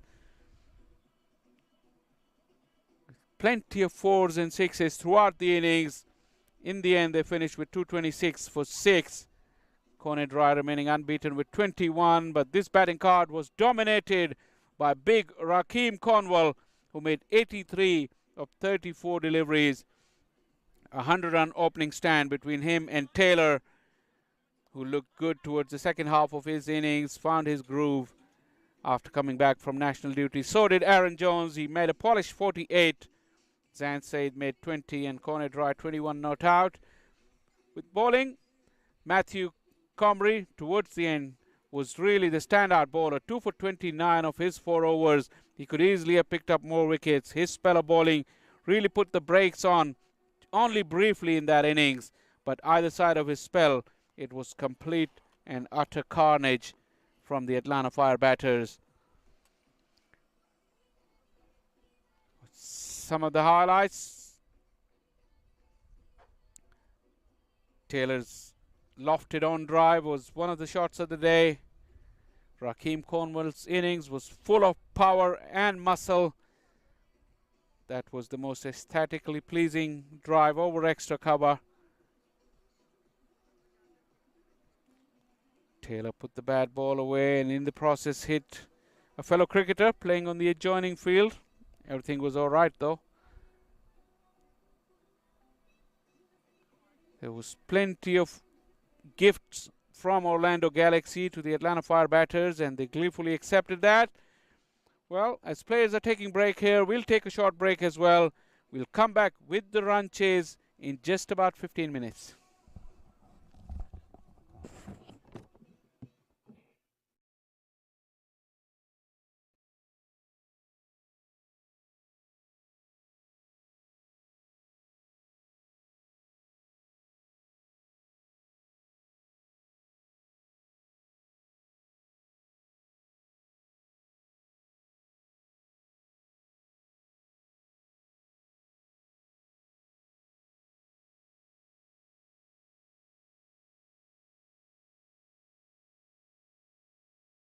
You're watching the Toyota Minor League Cricket Championship, presented by Sunoco.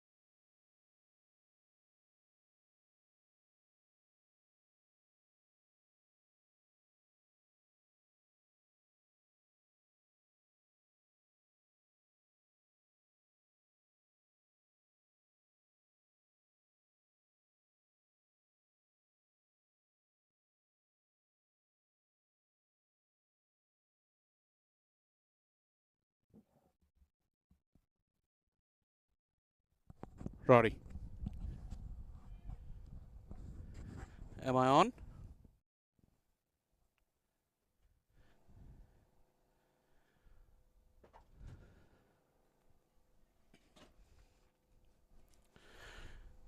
Very warm welcome back to Atlanta Cricket Fields. We're all in readiness for the run chase as we watch Dyer. And that first ball has been put away in style. Was a nothing delivery from Dyer. He just floated it, put it on a spot, but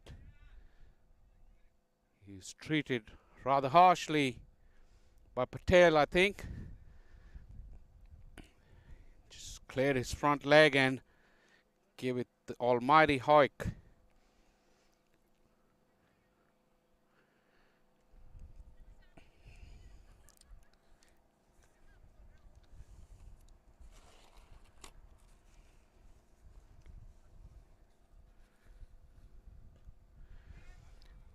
This time up and over the offside field.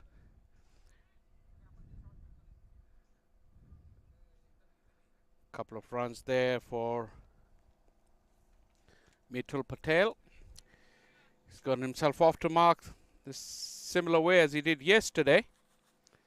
And this is one way how he knows to play, so expect nothing different from Patel. They're chasing a mammoth total. 226 is the target. Wide from Dyer, a little bit shape, a little bit more pace on it, but overstepping.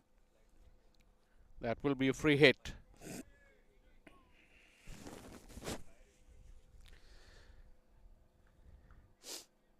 Umpire Sandeep making sure everyone knows that it is a free hit.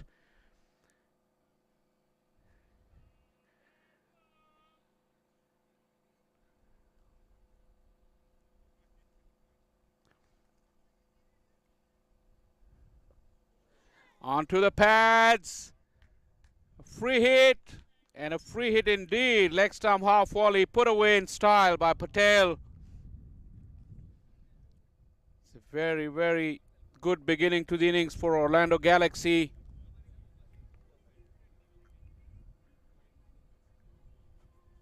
Patel moved right across his stumps, and then he got a leg stump volley. Half volley. All he needed to do was just help it on its way. And with the wind, it really sailed over. Avery Dyer will really have to pull up his socks very, very quickly. He's gone for 15 runs in just 3 deliveries.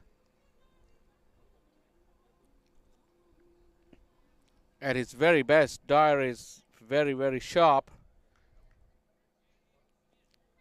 Same we noticed yesterday, Atlanta Lightning, Carl Phillip, when he got hit for a 6. He gave Patel nothing in his half. It was all back of a length. The line from Dyer. Lucky to get away with it. Yeah, like I was mentioning about yesterday when Carl Phillip got hit for a 6. He pulled his length back. He bowled at the body of Patel. Really restricted his stroke play.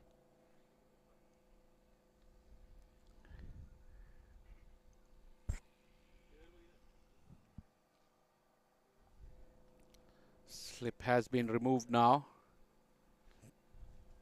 Cornwall has gone on to 45.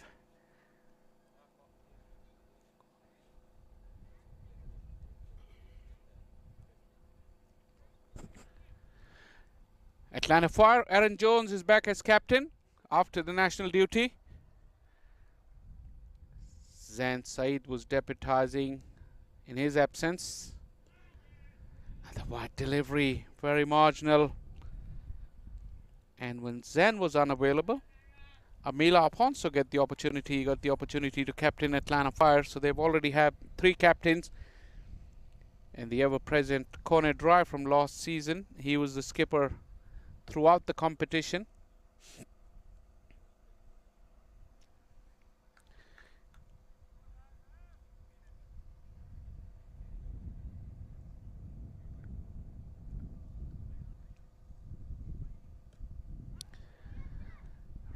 With on offer once again, Patel was allowed to free his arms. It wasn't very short, but he just threw the kitchen sink and got a good chunk on it. Very expensive over from Avery Dyer has come to an end. Look at that. The line was wide, allowed him to free his arms. It wasn't short enough, but he just waited nicely on it. And that is a very, very expensive finish to the first over. Orlando Galaxy 19 for none.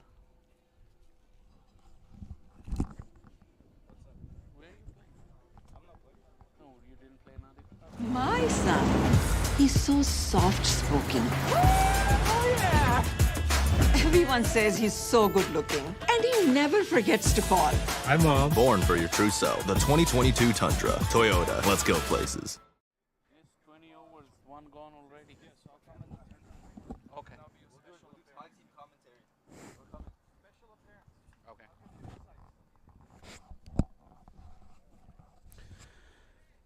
Very nice atmosphere here at the Atlanta Cricket Fields. See the hospitality tent. The owner Hassan Tariq, Atlanta Fire, has really been at the forefront.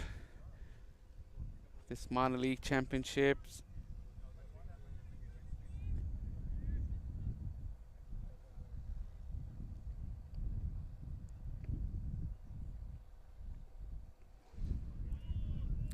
Corner Drive prefers to bowl from this top end, the commentary box end. Last season we saw him begin exclusively at this end. Towards the second half of the season, he started to bowl from that far end where you have to run up the hill, where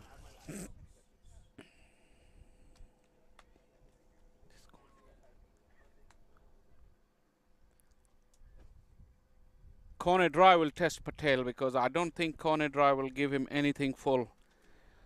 Corner likes to bowl short anyway, but it'll be an ideal strategy for someone against someone like Mithul Patel. Really sees the ball in his half and swings the bat. That's all he does.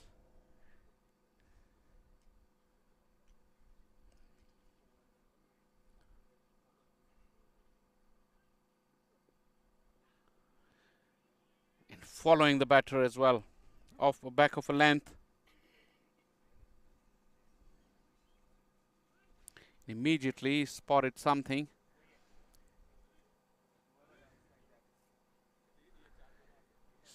Brought the square leg fielder up behind the umpire, and he sent the mid-wicket fielder back. It's the squarish mid-wicket. It's not your conventional mid-wicket, but slightly squarish. I think he's seen very quickly what Patel wants to do.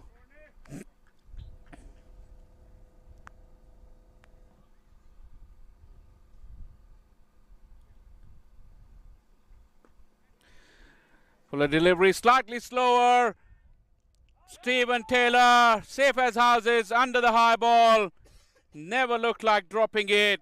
And that's the breakthrough Atlanta Fire needed. Mithul Patel was always going to play one way.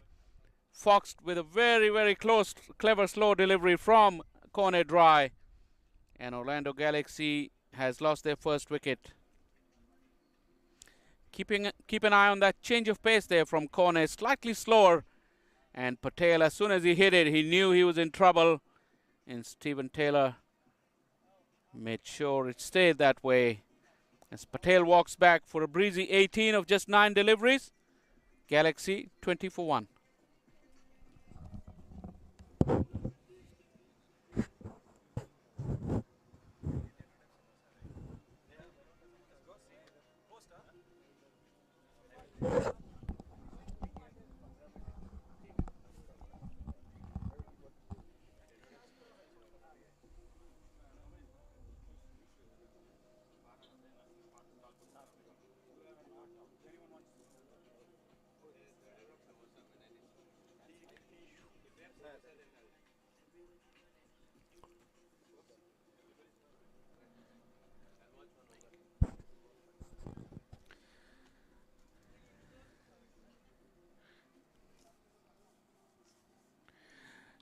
Tej Nareen Chandapal is the new man in.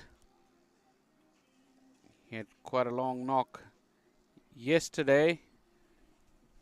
That was the first over. Patel took Avery Dyer to cleaners. That was a length delivery, a nothing ball with not a lot of heat on it. Was carted away to the cow corner, and this one was a leg stump half volley, which Patel gleefully put away for another maximum. That was probably the best of the lot. Wasn't short enough, slightly wide, but he was really able to get underneath it. But that is now finished because Patel is out. Some running repairs to the delivery stride of Kone Dry. That's the demise of Patel. Kone Dry is really not happy with his landing position.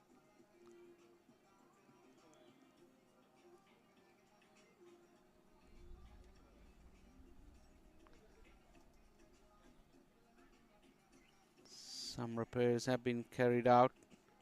It's very, very sensitive spot for the bowlers because running in at force, when they land, they really need a solid base underneath their foot. And it does play with the minds of the bowler as well, if you feel like his landing is not firm enough. Full delivery, hit him right in front, and the finger has gone up.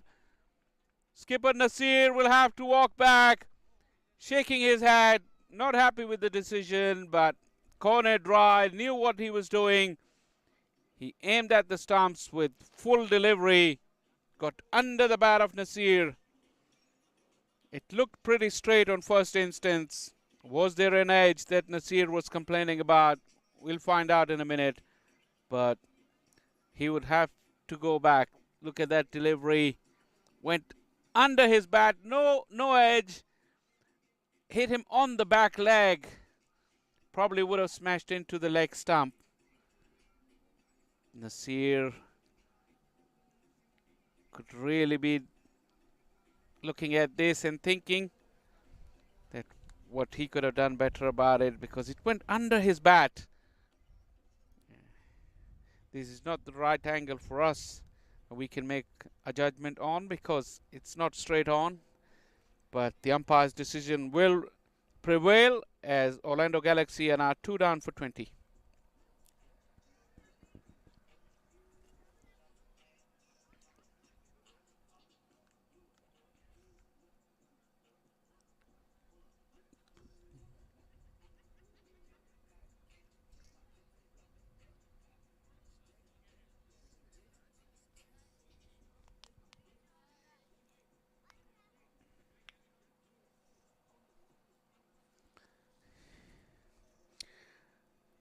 Dachin and Chandapal at the crease.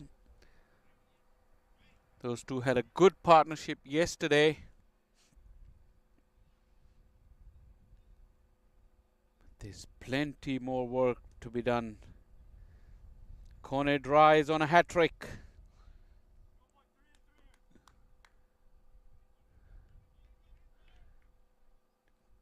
Two wickets of 2 balls. Look at that field. There's a short cover catching. 2 slips in place. Kone Dry would like to angle that ball across and get those fielders in the slip into play on a hat-trick. Rather, he went for the magic Yorker, straying onto the pads. I don't see for Kone Dry to change anything from that tactics of having 2 slips and a short cover catching. He can afford to continue to attack, which he has not. Taylor comes out of slip with the big smile on his face, as always. Atlanta Fire are really enjoying this. They're right on top. Going back to Nasir's dismissal.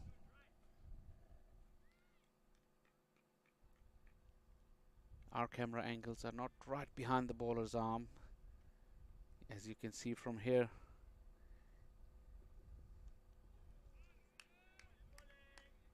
Kone Dry still not very happy with his landing. You could tell by his reactions of his final delivery.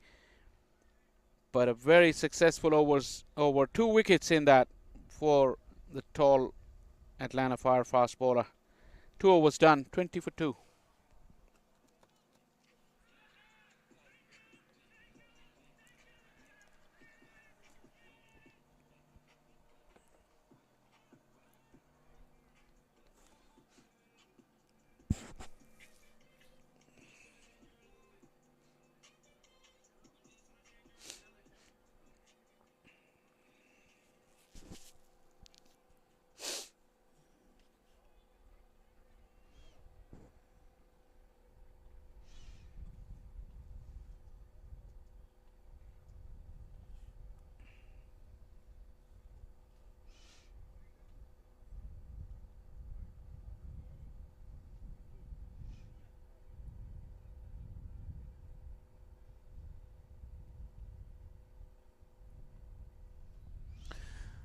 Things are not going to get any easier for the Galaxy because Raheem Cornwall is at the bowling crease. Chandapal brought the bat down just in time. His big shoulders, he's really deceptive, Raheem Cornwall. His ball zips through off the wicket, even when apparently he's flighting the ball or his trajectory is not short. It's a very difficult bowler to get away.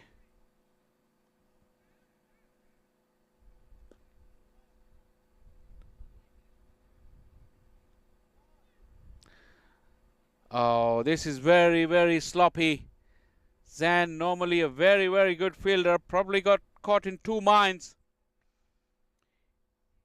He started off pretty wide to start off. He was very, very wide, had to cover a long distance, and then he initially thought of getting to the ball with 2 hands, but then put the slide in. Couldn't stop the ball.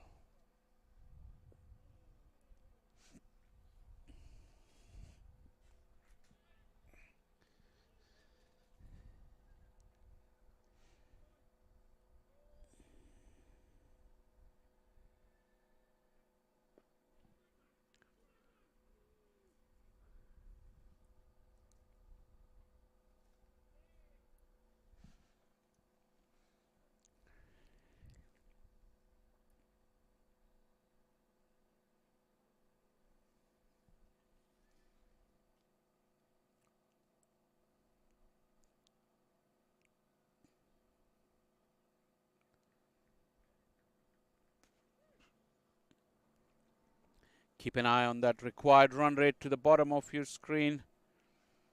11.77 already.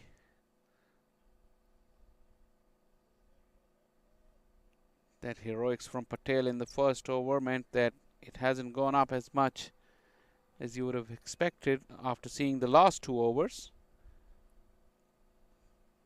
But they started at more than 11 per over to begin with. But now with 2 wickets falling, this power play could end very quickly without much on the board for Orlando Galaxy as Cornwall's first overs ended. Just 6 of the over, 26 for 2 Galaxy.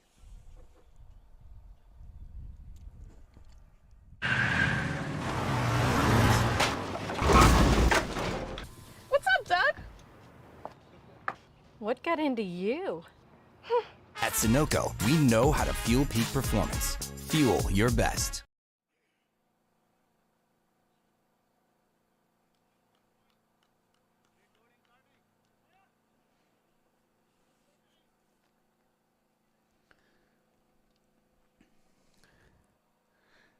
Time to take a brisk walk after the lunch, I guess.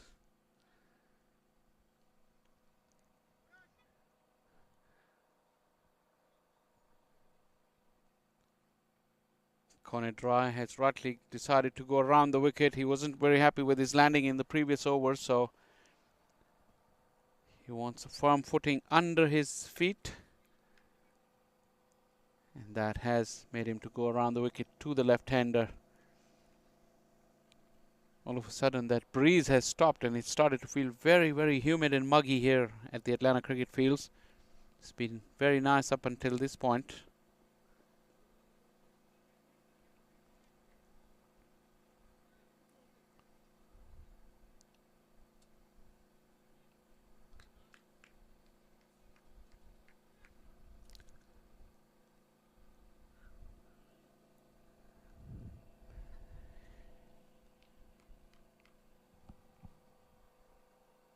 This run chase needs a miracle. Could Dutchin be the man or Chandapal? Just break the shackles and break free. It's not going to get any easier because Atlanta Fire have strength and depth in their bowling. We've already seen Rakeem Cornwall, Corner Dry. Dyer was expensive. We yet to see Amila Aponso, who is former Sri Lankan international. He's very experienced. Atindra, the young man, has really come on leaps and bounds since last year. He is a very, very skillful customer. And he's bowled under some very, very tough situations in this championship last year. Cornet Rise able to get the ball to swing into the left-hander from that angle, but the line was slightly wrong.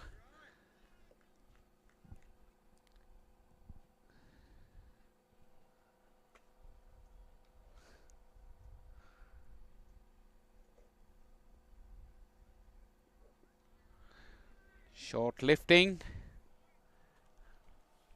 Okay. Thank you. Thank you. Do you want to share? Sure. Drink. Drink, drink.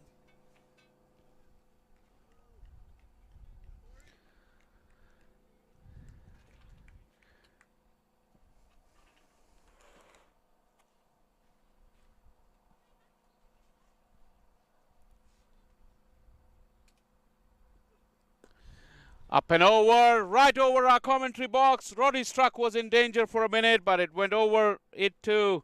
A solid connection from Dutchin out of nowhere. He's played out 4 dots and gave Kone Dry the charge, clearing that front leg. Have a look. Just gave himself some room as well, just to free the arms.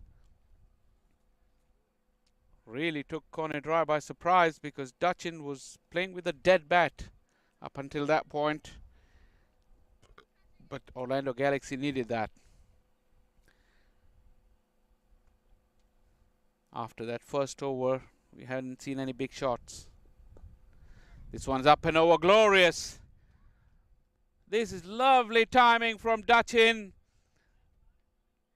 Very little effort on that one as Kone Dry kicks at the turf. Very disappointed with himself.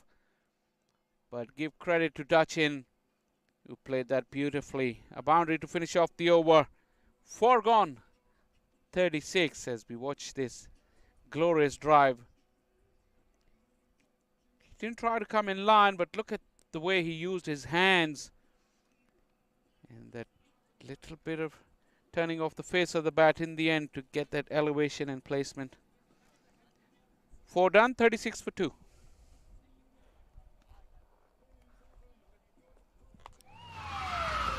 Took that last corner pretty quick. Sir, I need one hand on the roof, one hand on the pump. Timeout for Sunoco Go Rewards.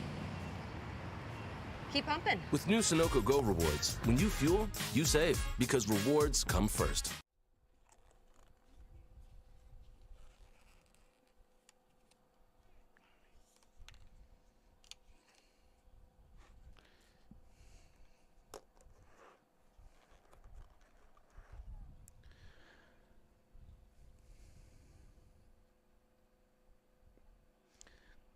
Cornwall getting some turn and bounce.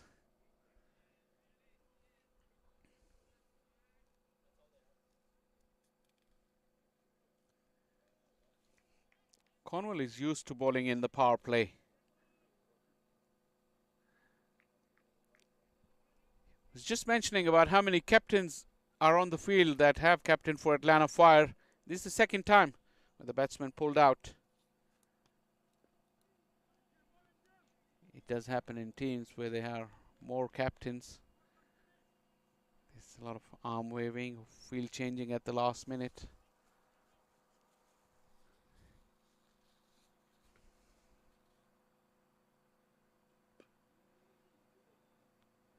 And guess this is happening when the team is not even under pressure. Imagine if you have 3 or 4 captains in the field and your team is under pressure. It's not the ideal situation.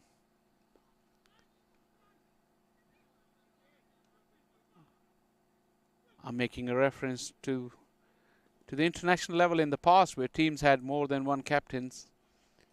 Special reference to Pakistan, where at time there was 8 or 9 captains on the field. Could imagine how big a nightmare it would be for the reigning captain to handle all those individuals.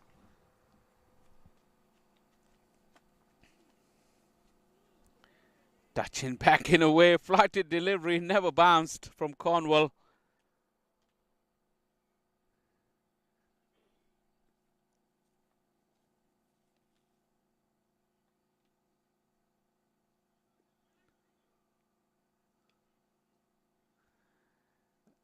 A dot to finish off the 5th over, a quiet one for Galaxy, 37 for 2.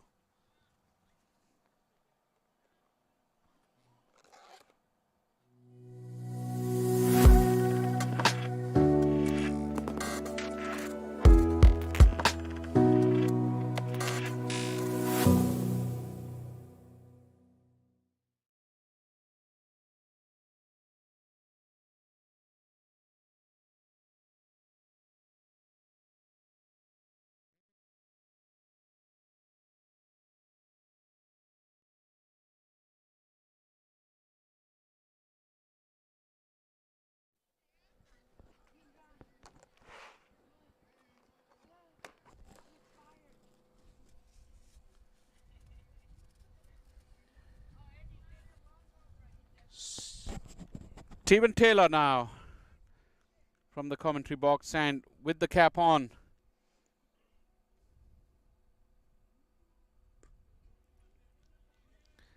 He's a different sort of off spinner to Rakeem Cornwall. Steven Taylor, affectionately known as Bob, really enjoying his cricket lately.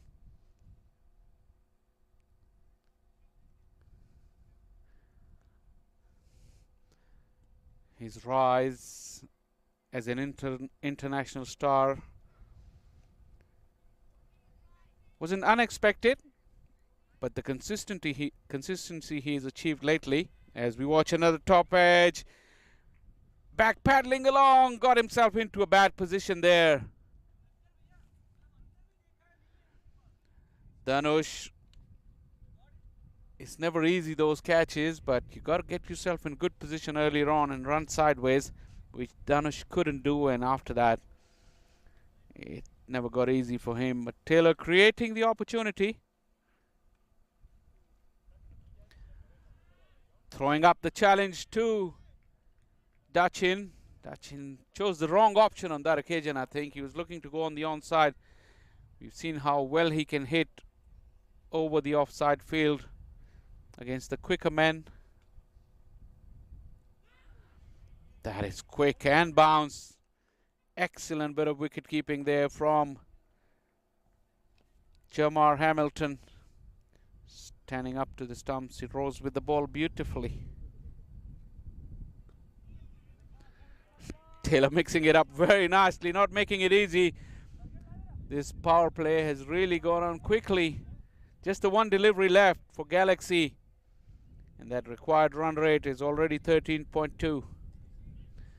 And it will go further up with this dot as the power play has come and gone for Galaxy after 6 overs, 40 for 2.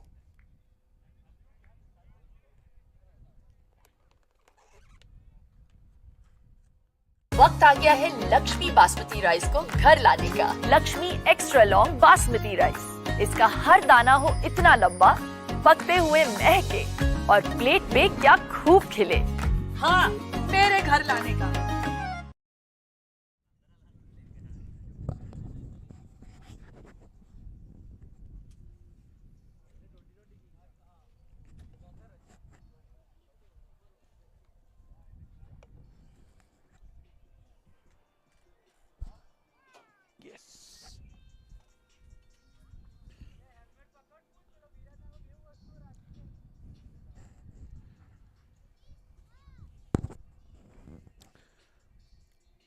Marshalling his troops is Aaron Jones with some help from Kone Dry. As we watch young Atindra Subramaniam has been given the opportunity to bowl. He had a phenomenal season last year. Toyota Minor League Cricket Championship 2022 presented by Sunoco. And Atindra Subramanian will be looking to build on the success that he had last year. He's become an ever-present in this Atlanta Fire bowling lineup. He bowls outside of the power play, but he gives his skipper the control. He's got good variations and a very, very good head on his shoulders.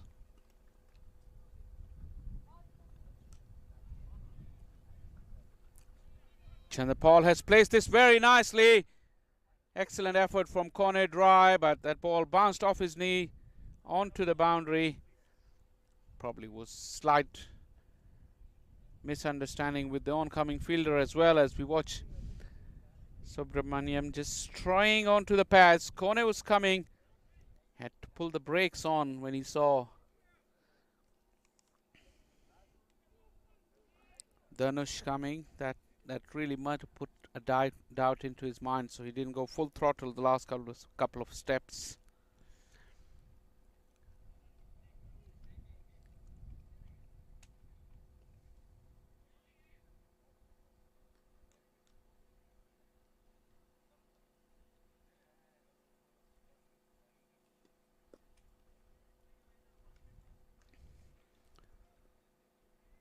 Back to his immaculate line and length, Atindra.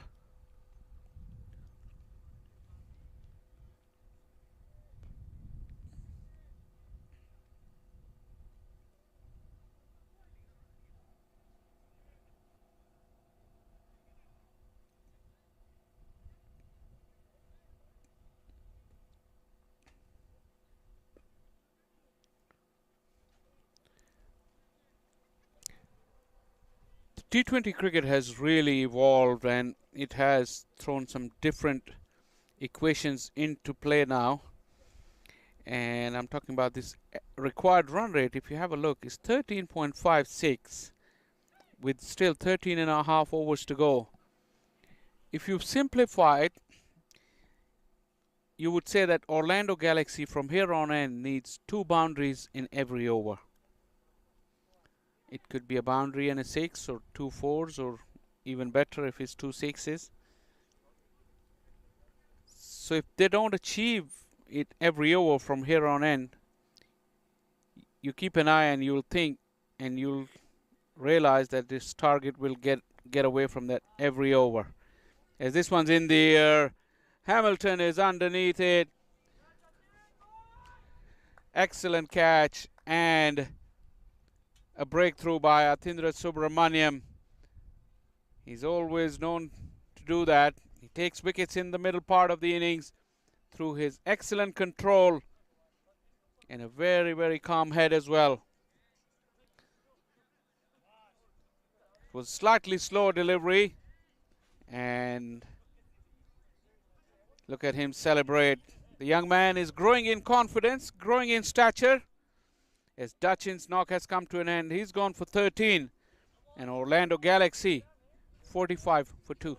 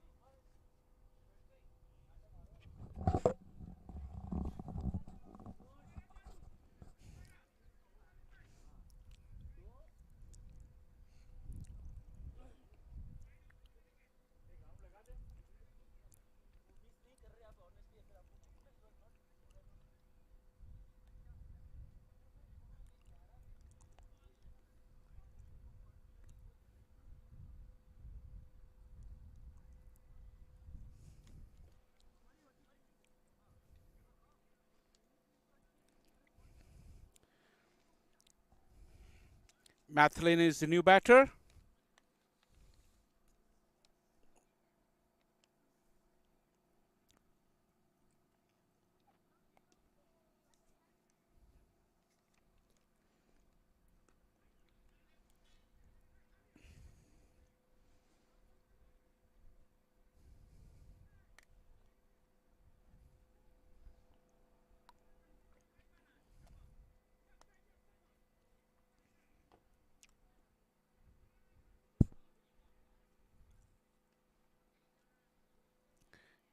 Looks like we're going to have a 7-ball over.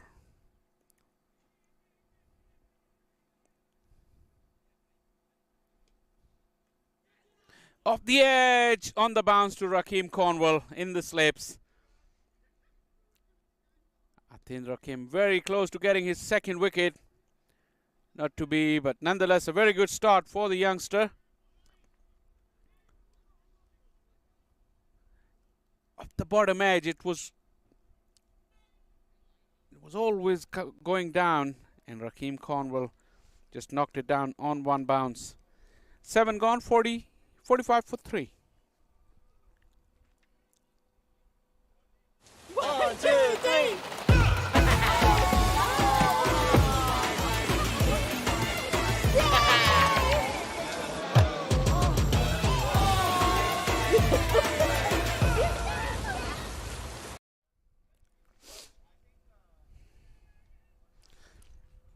I was talking in the previous over, the run rate now, the required run rate is now 14 runs per over.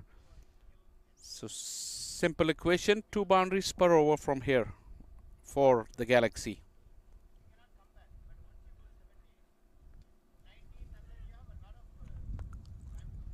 Every Dar gets to the ball. Just a couple of runs for Chandapal.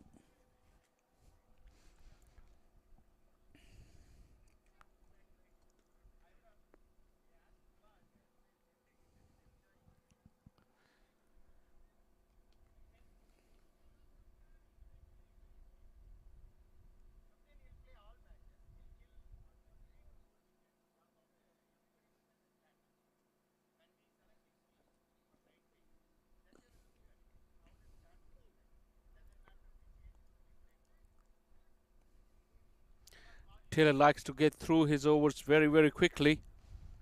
Had to be stopped a couple of times by Chandapal, doing all his mannerisms.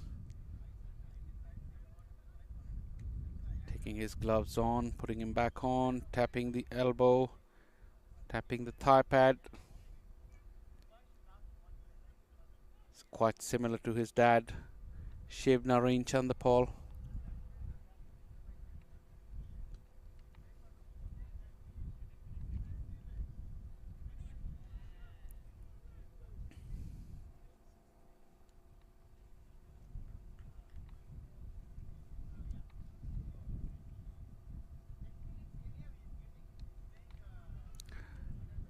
Pretty straight, I think, but that bounce really saved Mathlin. Taylor very quickly aborted the appeal.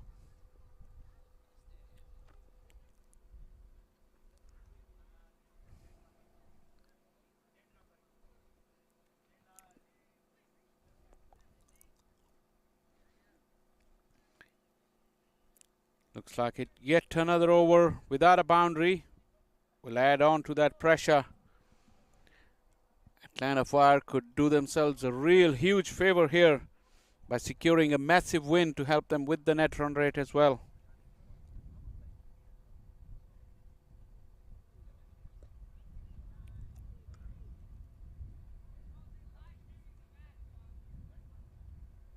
Emil Alfonso very quick and a sharp return as well. Taylor's biggest strength as a bowler is his variation in pace. He's a big, strong lad. He can use his shoulders to get that quicker delivery really quickly through. And then the slower flighted one can be very deceptive, as this one went through the hands of Rakeem Cornwall and will earn Mithlin the boundary.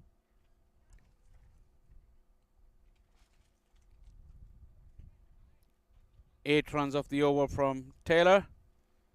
See, this one was slightly outside the off stump. Nicely played, but Cornwall would be disappointed with that effort in the slips. But there is an air of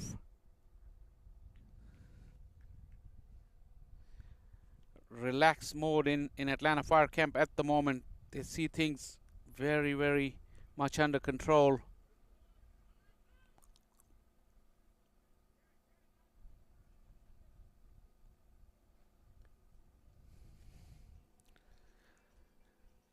Eight overs gone. 53 for 3.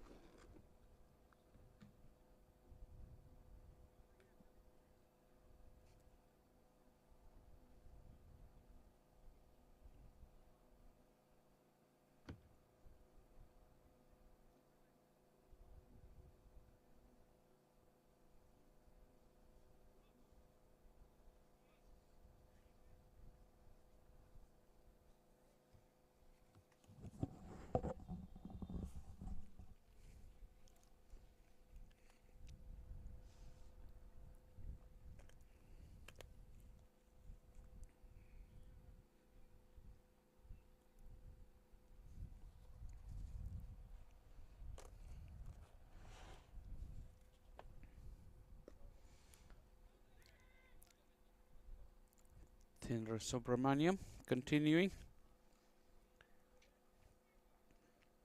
It's very unlikely that Atindra will give you bad balls, but at this stage of the innings, Orlando Galaxy definitely would have to make their own move, because they're falling behind on that run rate. Every over, if you don't achieve the 2 boundaries, it keeps creeping up. And not long before, they would need 3 boundaries in over to catch up with that rate. And they're not very far from it unless they push the pedal now.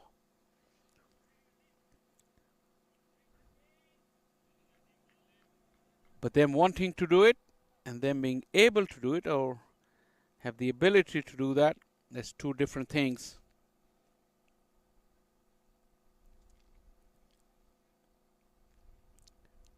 It's shown very little depth in their batting. Even yesterday, they had a very, very nice platform, but they could only manage to get to 150 from that position, batting first with slightly less pressure. Almighty He, very ineffective and straight up in the air. Catch has been taken. And this is yet another blow for Orlando Galaxy. Atlanta Fire's catching has been pretty good.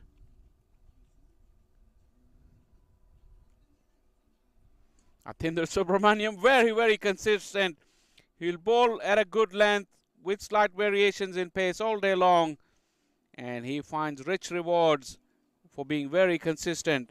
As Mathilin goes, he never looked comfortable. He's gone for 5, and Galaxy slumps further. 55 for 4.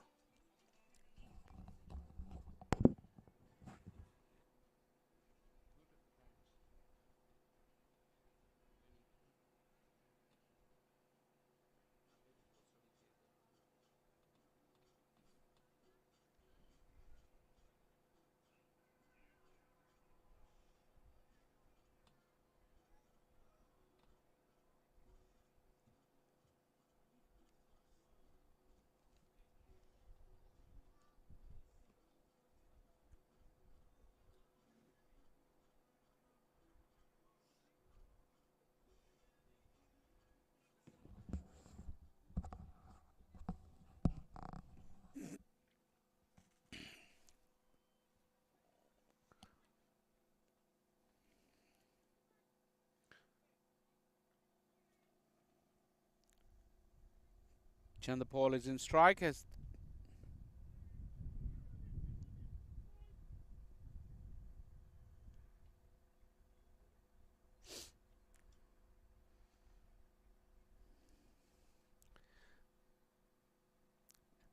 Atlanta Fire are in really, really strong position here in this game.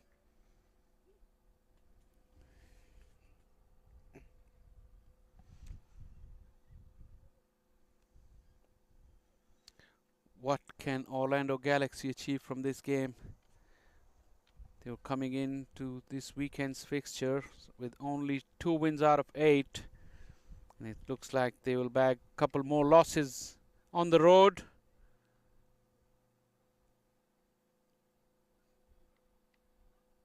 That means in this Atlantic Division, the Southern Conference,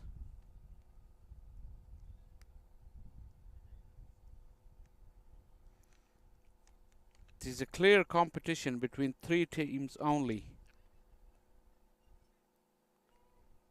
The Atlantic Conference, the Southern Division, really has opened up a gap between the 3 teams.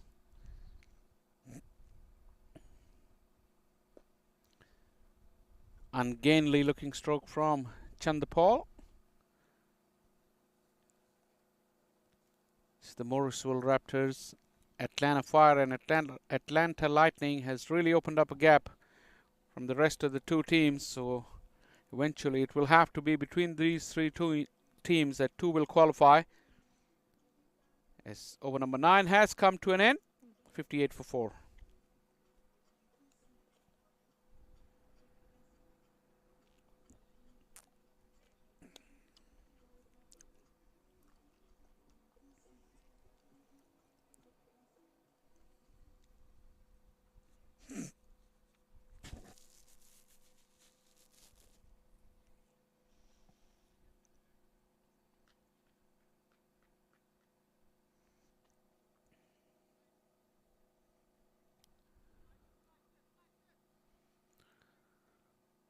Mila Alfonso, the left arm spinner, very experienced campaigner, and a very difficult customer to get away.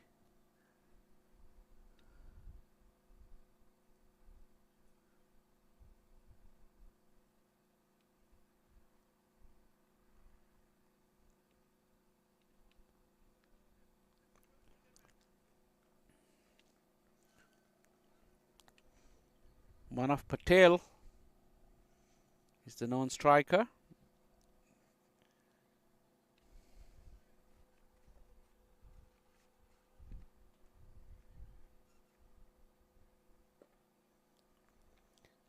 Chandapal happy to work the ball into the gaps for singles.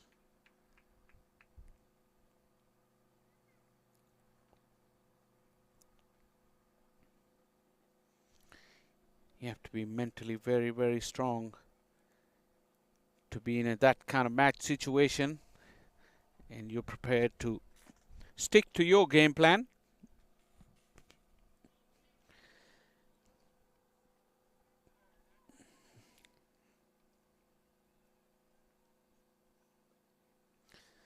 Turn and bounce for Aponso. Flew off the edge for a couple of runs.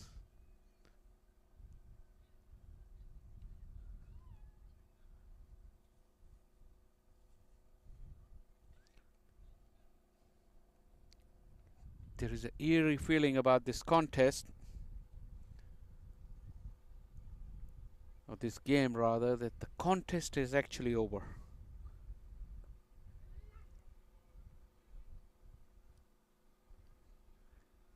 You could feel that in Atlanta Fire's body language in the field.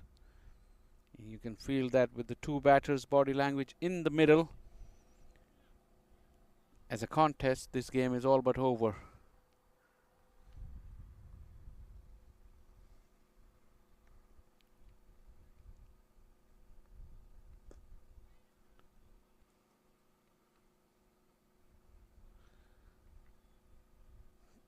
There is so much similarity between Tajnareen Chandapal, the way he plays, his mannerisms.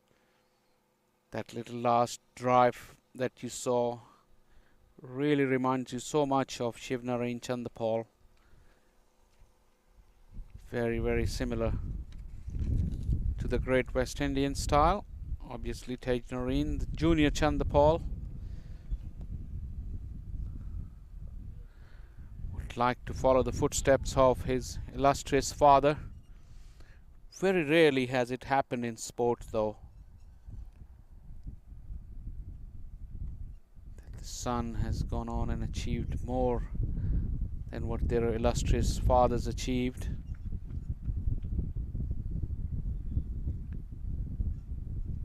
Another quiet over has come to an end at the halfway stage.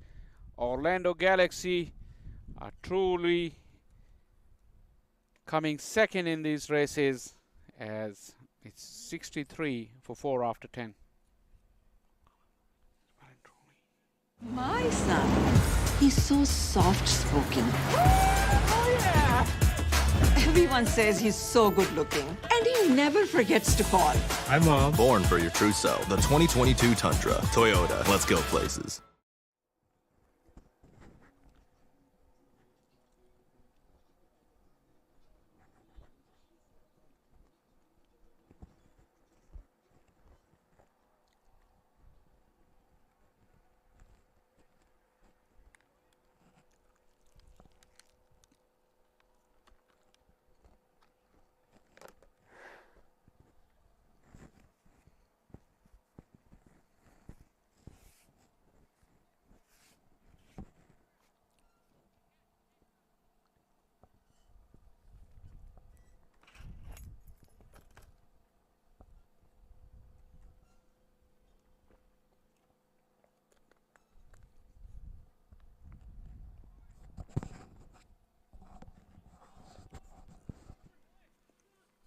Dyer starts off with yet another no ball. Short and wide as well. Deservedly punished by Chandapal, who will have another chance to have a go at Dyer because the next one will be a free hit.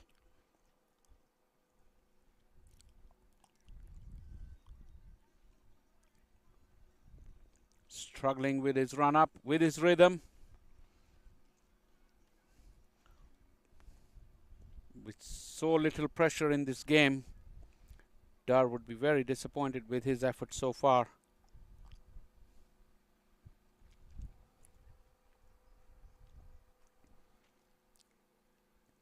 Is it lack of rhythm or what? It looks like Dyer has lost a yard of pace.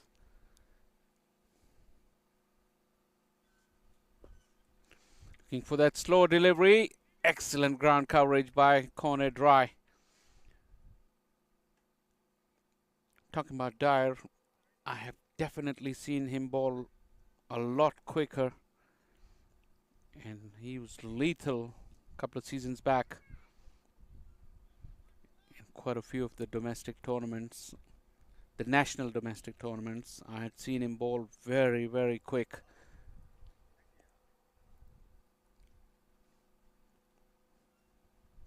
I don't know if he's carrying a niggle or anything, or it's just lack of rhythm.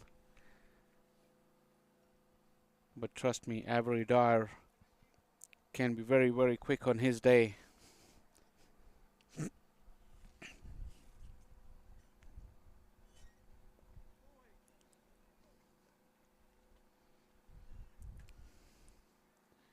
Struggling to reach the crease today.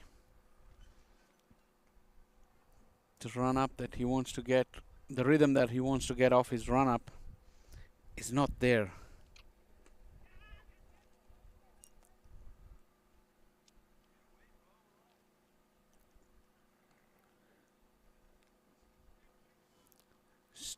Stuttering run. And another one in the slot and out of the park. Avery Dyer is clearly struggling as Manav Patel gets first one off the middle of the bat against the bowling of Avery Dyer. Once again, just putting the ball there, not much heat on it, and Patel hit him straight back over his head.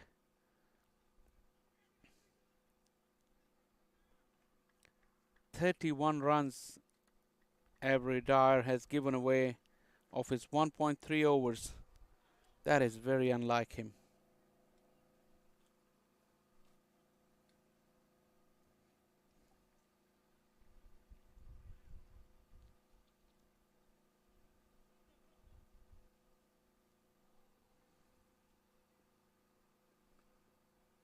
Using the pace on that occasion. And Athinda Subramaniam just slipped as well. A ball was coming straight to him, but he was laying flat on the ground when that ball went past him. It's every dyer's luck as well. When it's not going for you, it's not going for you. Athindra is normally a very safe outfielder, but look at him. Laying flat on the floor as the ball went past him. Lost his footing badly at the wrong time. It's lucky that that ball didn't hit him because he was in no position to get his hand to the ball. Every dyer must be thinking to himself, what does he need to do?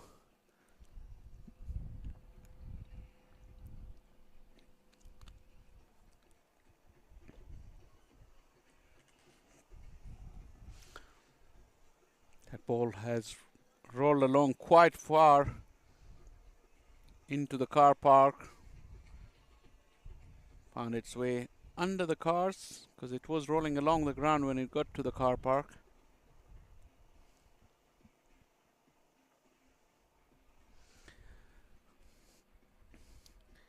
Could give every dyer a much needed break to think about things. Still got 2 deliveries left.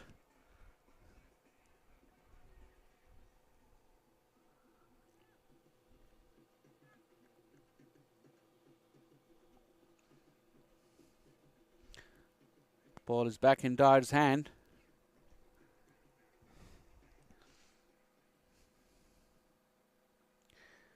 See what his response is going to be.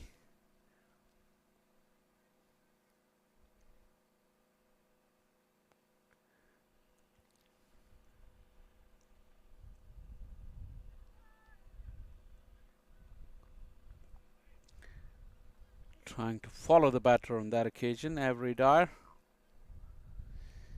Still, that ball was on the way down when it got to Hamilton.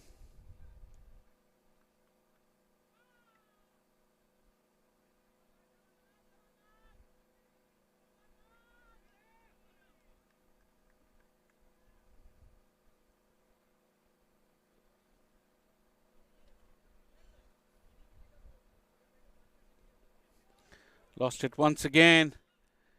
Badly fell away to his left in the delivery stride and had no control over it. Clear struggle there for every Dyer. Look at the final stride, the way he just fell away to his left. No control whatsoever. Couldn't finish his action.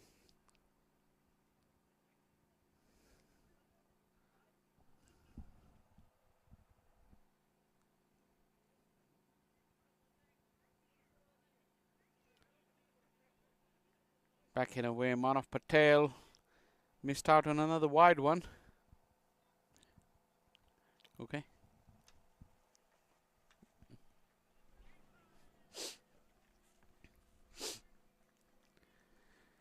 Finally got through his over, an expensive one. 11 gone, 80 for 4.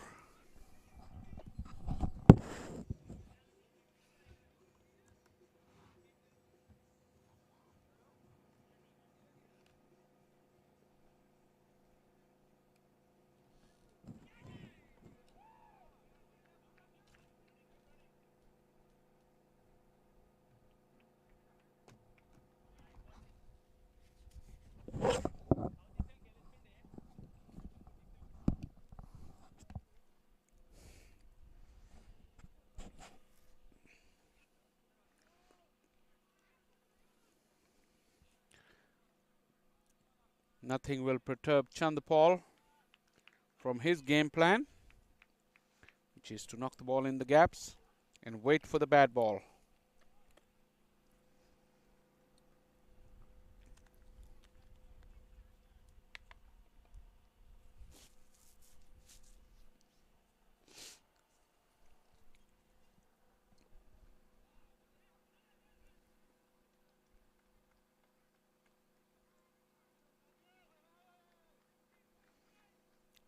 We've seen Amila Ponso do that quite often.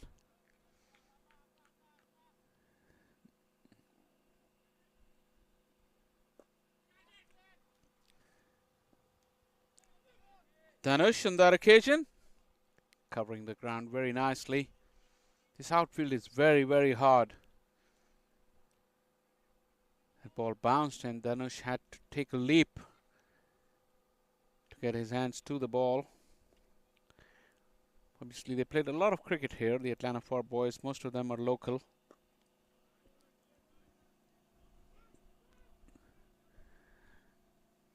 You can't chance your luck on Taylor's arm.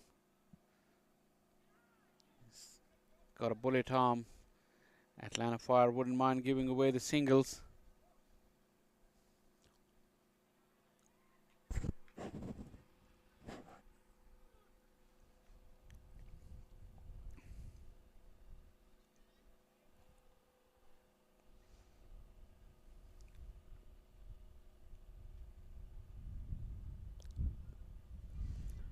Top edge once again. Hamilton is under it and catches the ball very, very easily. Breakthrough for Emilio Ponso. He gets on the wicket sheet. And Atlanta Fire continue to dominate this contest as Manav Patel, after hitting a couple of sweet blows against Dyer, takes the long walk back. 10 out of 10 for trying for Manav Patel. Just not good enough on that occasion.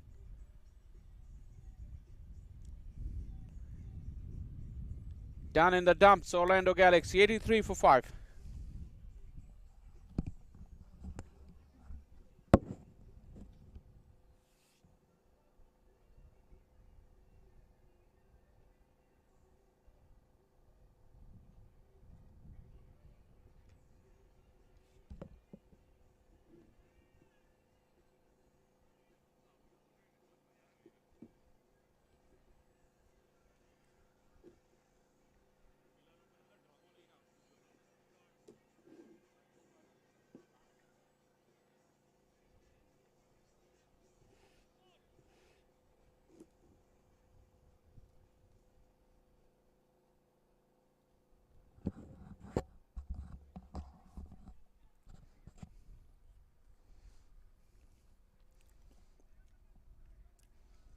Hardik Desai.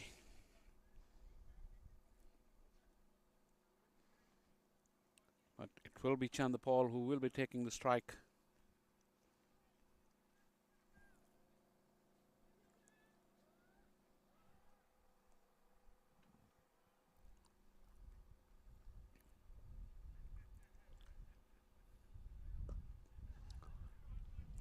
Dhanush once again in action. Gets down rather nicely. Excellent throw as well. Good work from Dhanush in the deep. Atlanta Fire are known for their good fielding. Really good along the ground and with their catching as well. This is what we saw last year as well.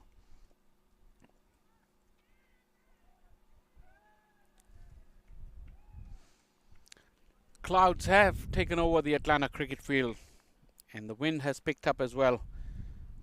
And I'm sure players will really appreciate that.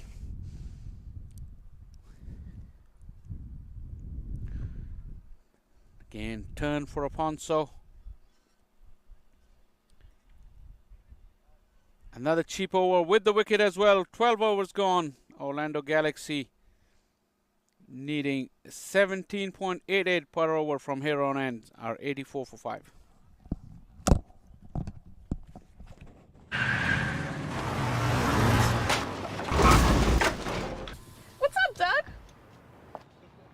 What got into you?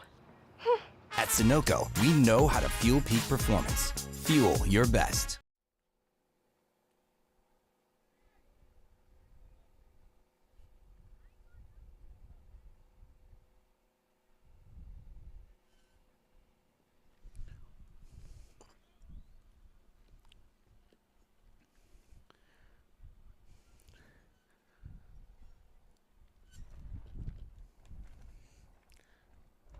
Wind has really picked up in the last few minutes.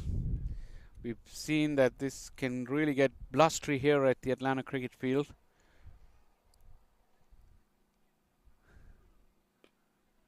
Chandapal collects another single. One good thing with Steven Taylor is that he gets through his overs very, very quickly, despite it being the left-hand, right-hand combination. He's ready as soon as he delivers the ball at the top of his mark.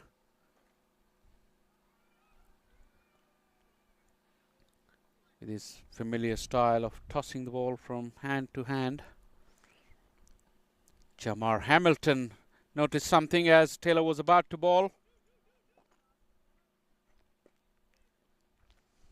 It went very close to Taylor. He couldn't get the hand out. And umpire Sandeep had to get out of the way as well. But like I said, there is a feel in this game that the Atlanta Firefielders, there's an air of inevitability in this.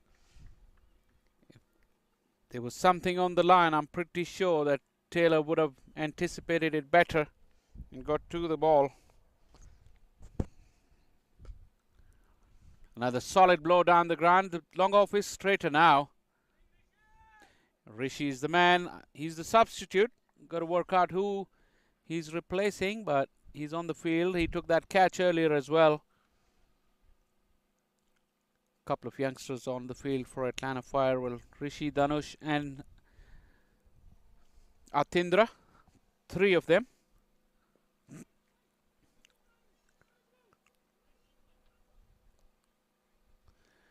Conrad Rice, another very good athlete in this fielding side.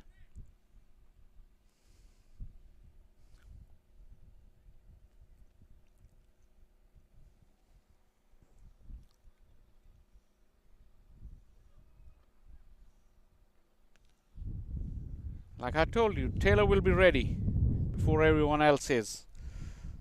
So the fielders need to catch up with him.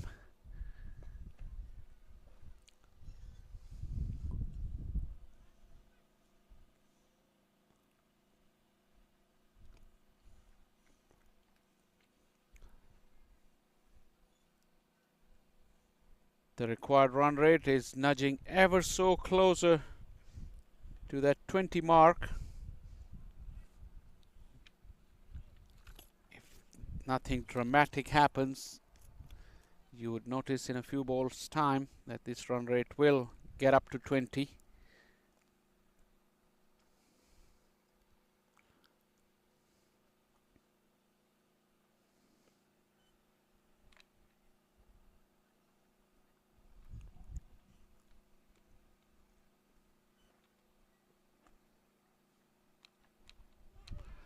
Beautifully bowled. Splendid work behind the stumps from Hamilton as well. Steven Taylor got that one across the face of the bat of Chandapal, who was falling over, and Hamilton has done the rest. Superb piece of cricket from the Mercurial USA all-rounder, producing an absolute gem to get rid of Chandapal. Worth another look. Look at the flight and the guile, the angle coming in, and the ball straightening down the line as Chandapal fell over. Beautiful piece of wicket keeping as well from Hamilton. Sees the back of dogged Chandapal, who's trying his best, but he's now gone for 31. Orlando Galaxy looking down the barrel, 92 for 6.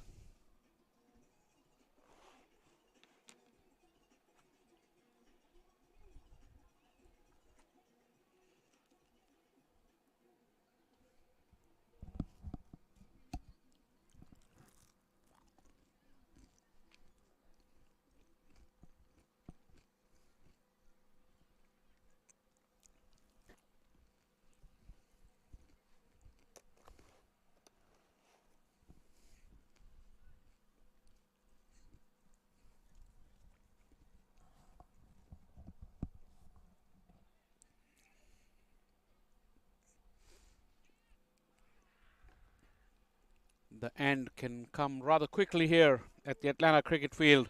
As this one's in the air, Dhanush, oh, he made good ground. It was very low. He'd be disappointed with that. He got to the ball and got 2 hands. but couldn't hold on to the catch.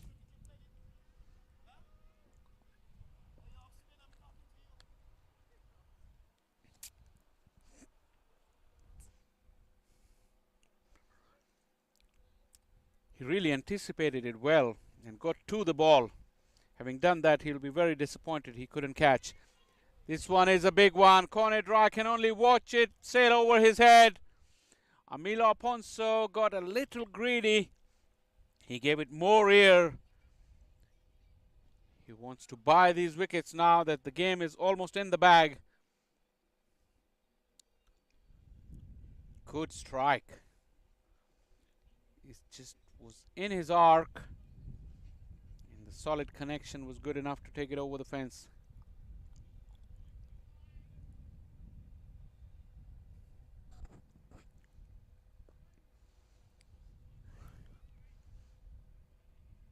I think Sumit now has got the license. Now that Chandapal is out, you can see that the Galaxy are just looking to throw the bats at everything. Ponso, disappointed delivery on that one. That was a real bad one. Short delivery, badly directed as well. That drop catch has really affected him, and he's been taken for plenty since. There's no excuse for that sort of bowling though. You don't expect that from such an experienced campaigner.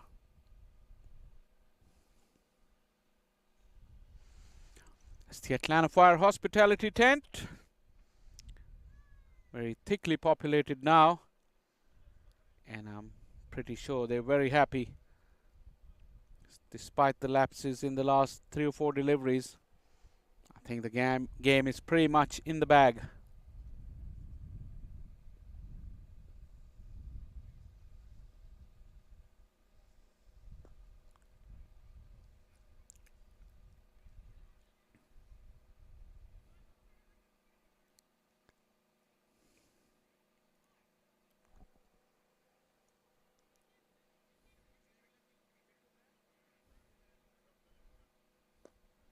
Another one. This time Dhanush in action again. He redeems himself. Got behind that ball and caught it cleanly on that occasion. Much to the delight of Amila Aponso, who deserved that wicket. And Dhanush, his redemption was pretty swift. And the young man will be happy about it.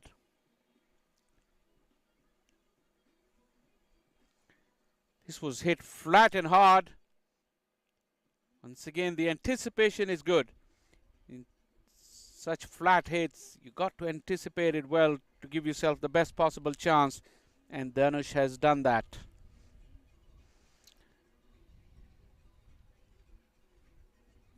Galaxy, the end seems very, very near for them. After 14 overs, 107 for 7.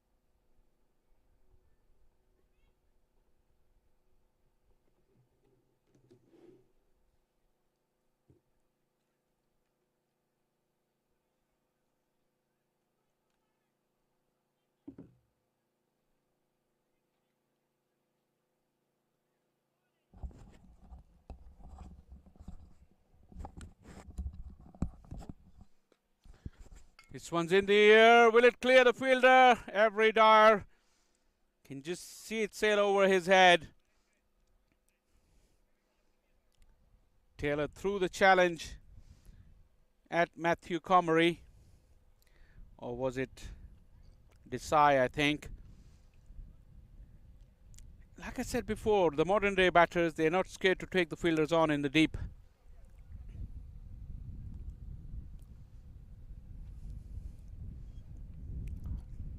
Because even players in the late order They have all the confidence in the world that they can clear any field. And trust me, this is not a small field. Atlanta Cricket Field is a standard size field.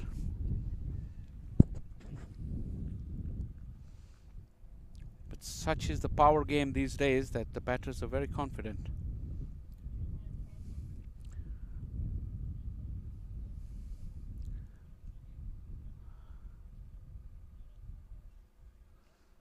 Full of energy, Jamar Hamilton.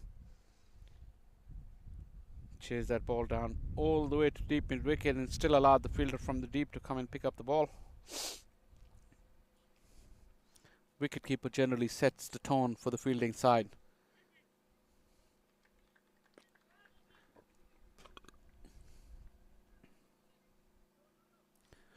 Mila Ponce's bullet arm will restrict the scoring just to single. Talking about Jamar Hamilton, he's looked very, very tidy behind the stumps. Especially that stumping off Taylor's bowling really tells that he's in good nick as far as his wicket keeping is concerned. Turn and bounce again for Taylor.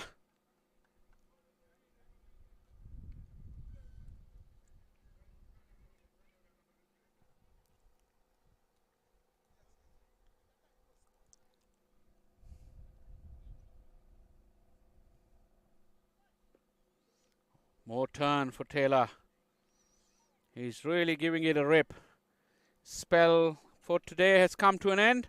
1 for 30, his work for the day. As Atlanta Fire tightening the screws here. 117 for 7, the Orlando Galaxy.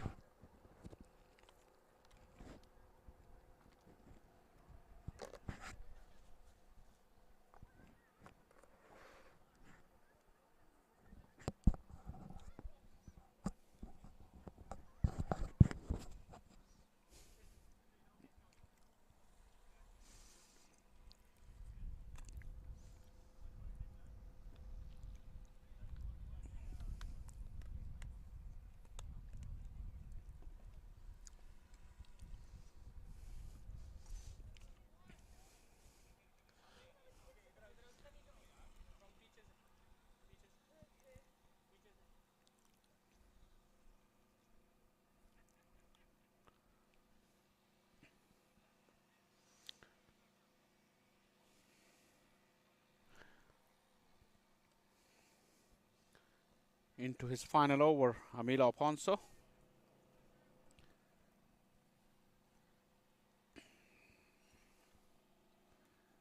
It's a stiff competition.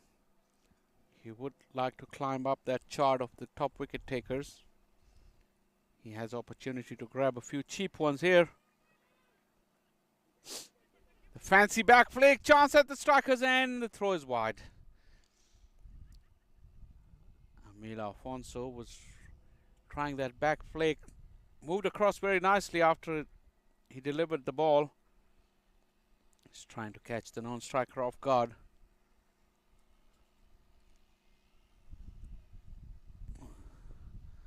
It's in the air but inside out. He's found the gap and will run away to the fence. Like I said, Amila Afonso is really wanting to get some wickets. Really give this one plenty of air. Look at that. A nice stroke. Very nicely opening the face of the bat to get it away from that fielder at long off.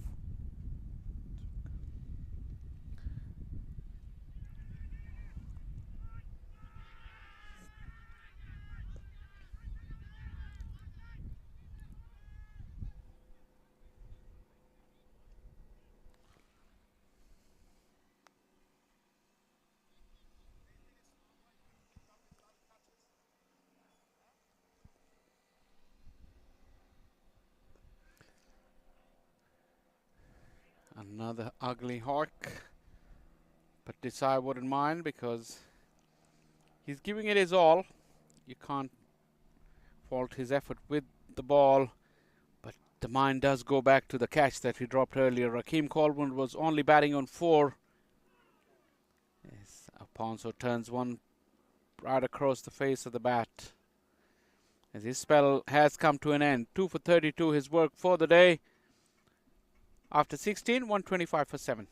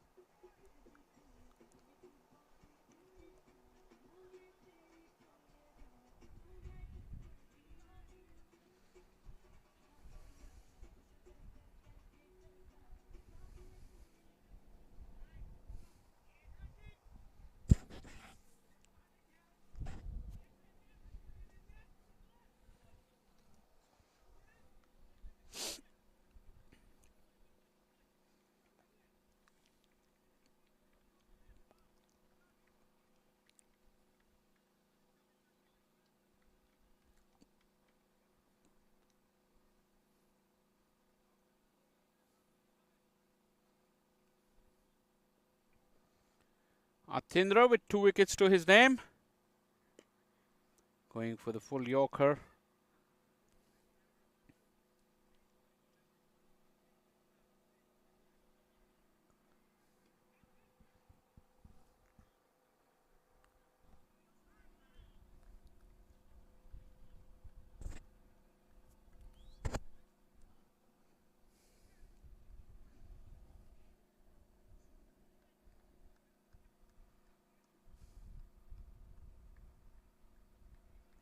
Excellent delivery from Atindra. He saw Matthew Montgomery coming at him.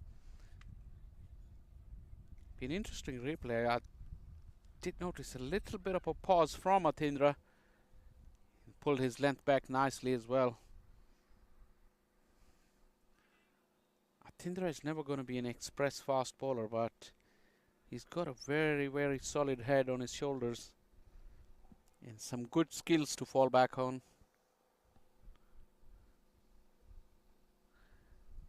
Well, commentator's curse. But I still mean it.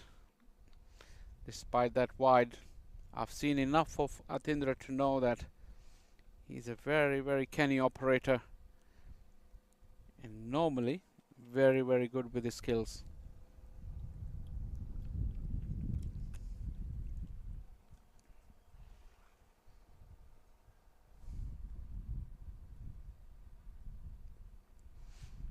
Another play and a miss.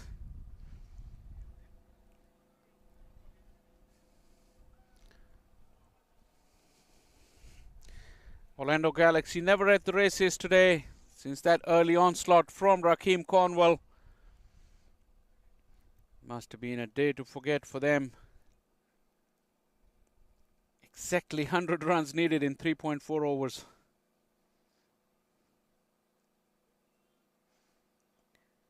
Atindra was looking to bowl a cutter. You could see from the grip, but it just never came out of his hand, so it's good that he aborted from the delivery. Got to keep an eye on what he does with this ball. He's got a conventional grip, and then he has a couple of variations of slow deliveries.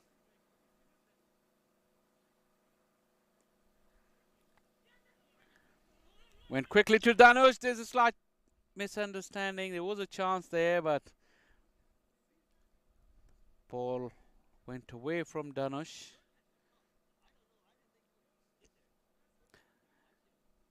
With Dhanush's fielding at backward point, that is downhill as well. So it's very hard to judge the pace of the ball sometimes when you're rushing in quickly. You've seen experienced players do that. Top edge. Hamilton's got underneath it. He's gone out of the way and Polish is under it. Polish is a very, very safe fielder. And he gets into action for the very first time today. Didn't get a single mention up until this point, but now he takes a very, very good catch to get himself onto the score sheet.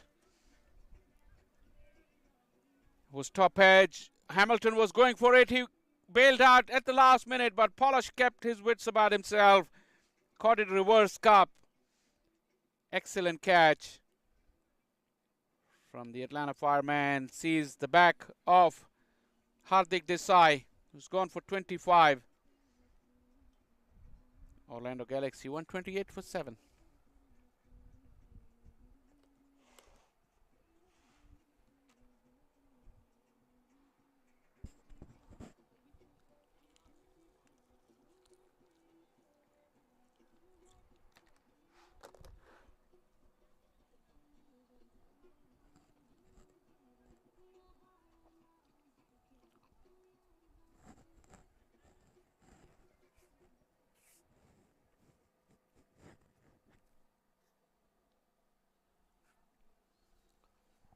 Three wickets for Atindra.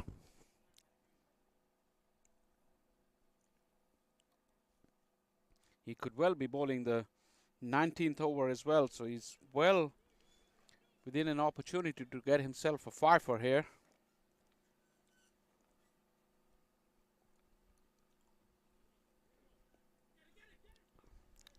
Dhanush once again in action. He's seen plenty of the ball today.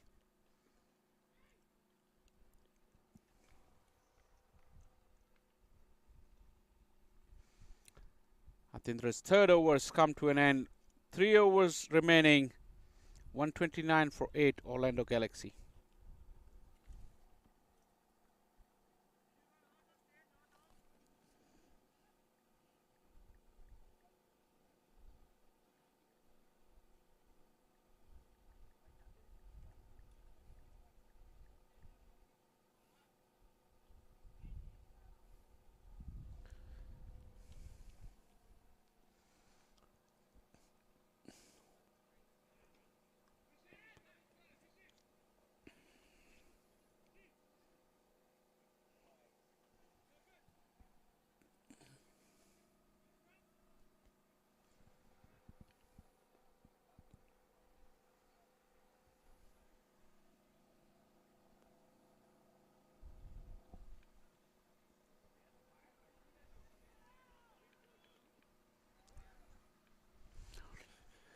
Kone Dry returns to the bowling crease.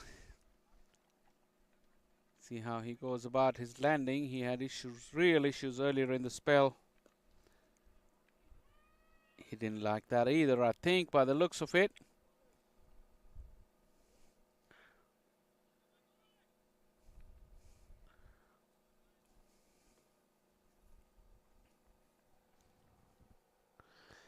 Like I was mentioning earlier, in this group it will leave the tie between Atlanta Lightning, the Morrisville Raptors and Atlanta Fire. 2 of these 3 teams will qualify from this group because there's a gap between them and the rest of the 2.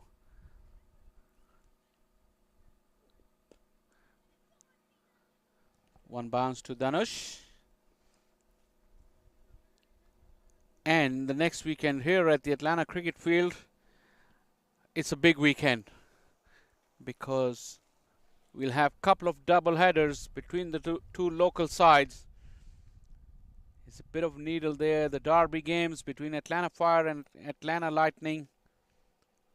A game on Saturday and a game on Sunday. That will be a big draw, I can tell you that. As Kone was looking for that Yorker.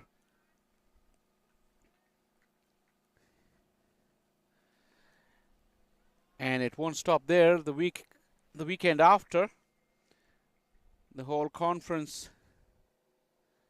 will be here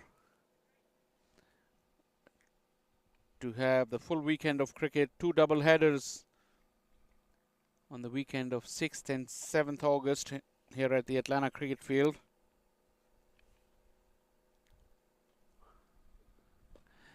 Dhanush once again in action. He's getting underneath it.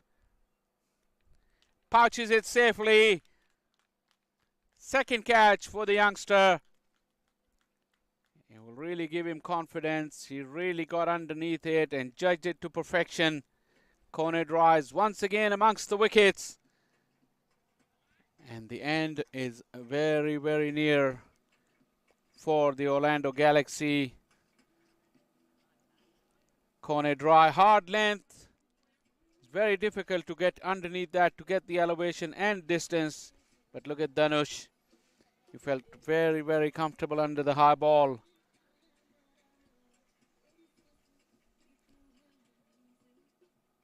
Matthew Comrie, his stint at the crease has ended. And Orlando Galaxy 131 for 9.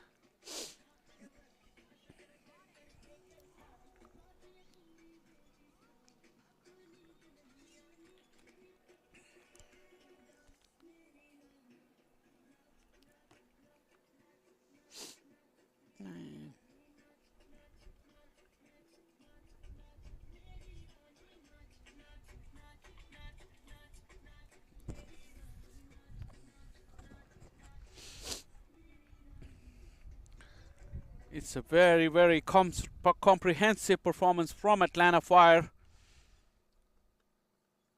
Hardly anything to mention about. They didn't put a foot wrong from the very first ball up until now. Try really keen to finish off the tail. You'll have one more chance in this over to wrap things up.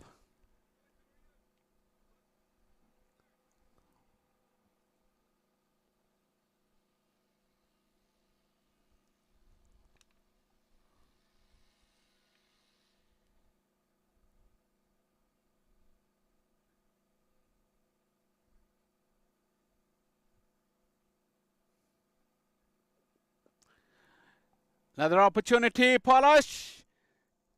Couldn't get there.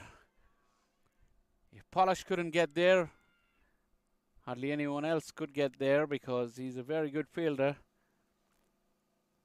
And it fell right in the gap. Taylor was coming from the deep. Polish was chasing it from the circle. Big smile on Corner's face. He's telling Polish, you should have caught this one. All in good fun. 2 to go, 133 for 9.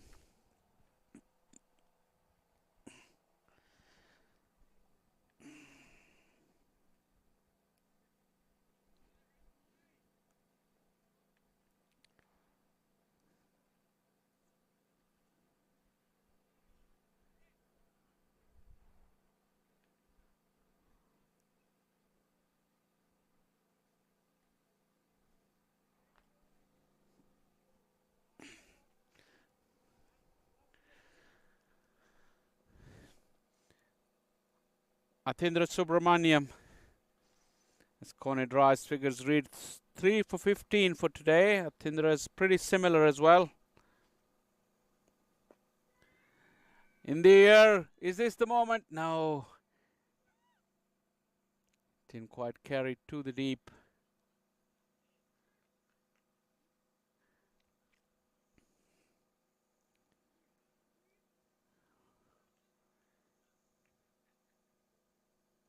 Bhaskar and Isuru, they're at the crease.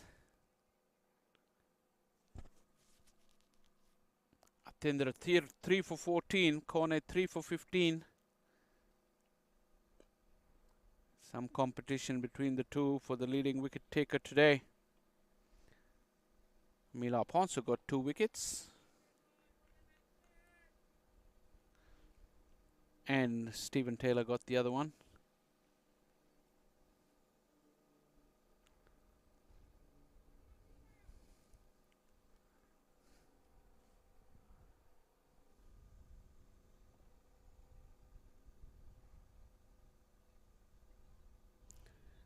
Play and a miss. Good delivery from Atindra.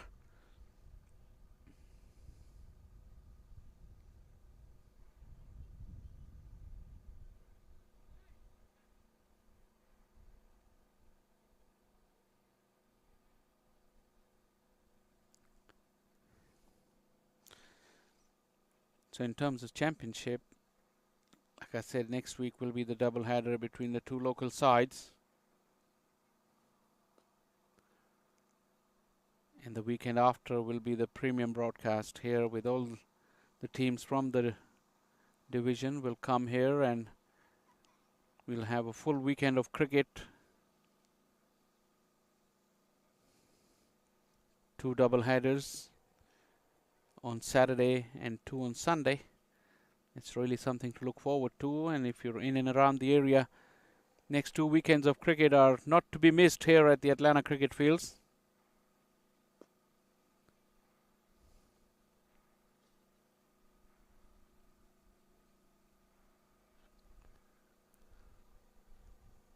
That 4th wicket has still eluded Atindra. He's got one more chance. And I think Conrad Roy will try his luck if Atindra couldn't get his wicket.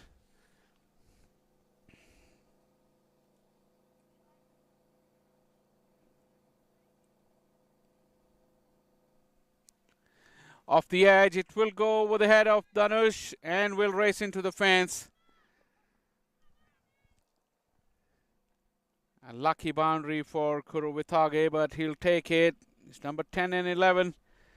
Can have real fun with the bat by just not worrying about anything else. Just see the ball and swing at it. Kuruvitage did exactly that. Got the edge. Ran very quickly downhill. 1 to go. 141 for 9.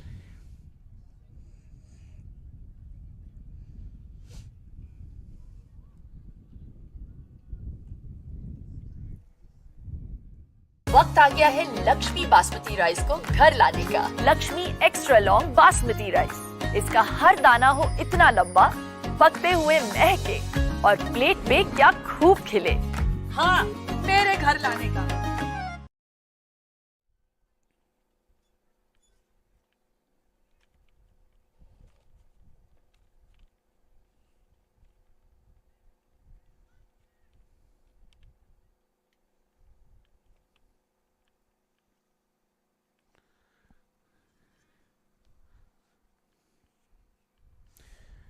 Corner dry for the final over of the match.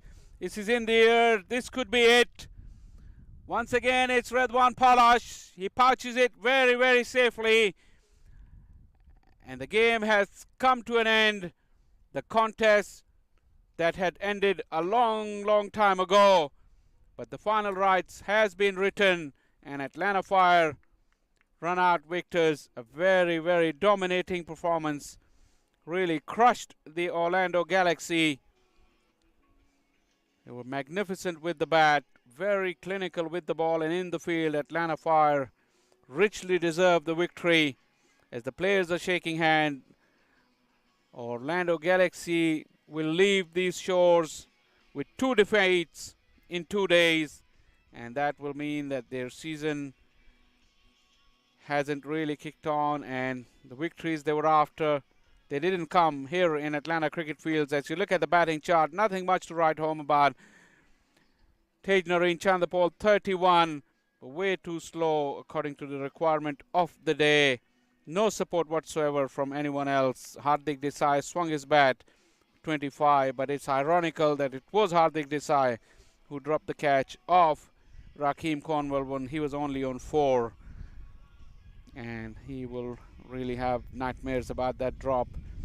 But in terms of bowling, Avery Dyer had a very, very rough day. But other than that, Atlanta Fire were clinical. Kone Dry, once again, the pick of the bowlers, 4 for 15. Supported really well by Stephen Taylor.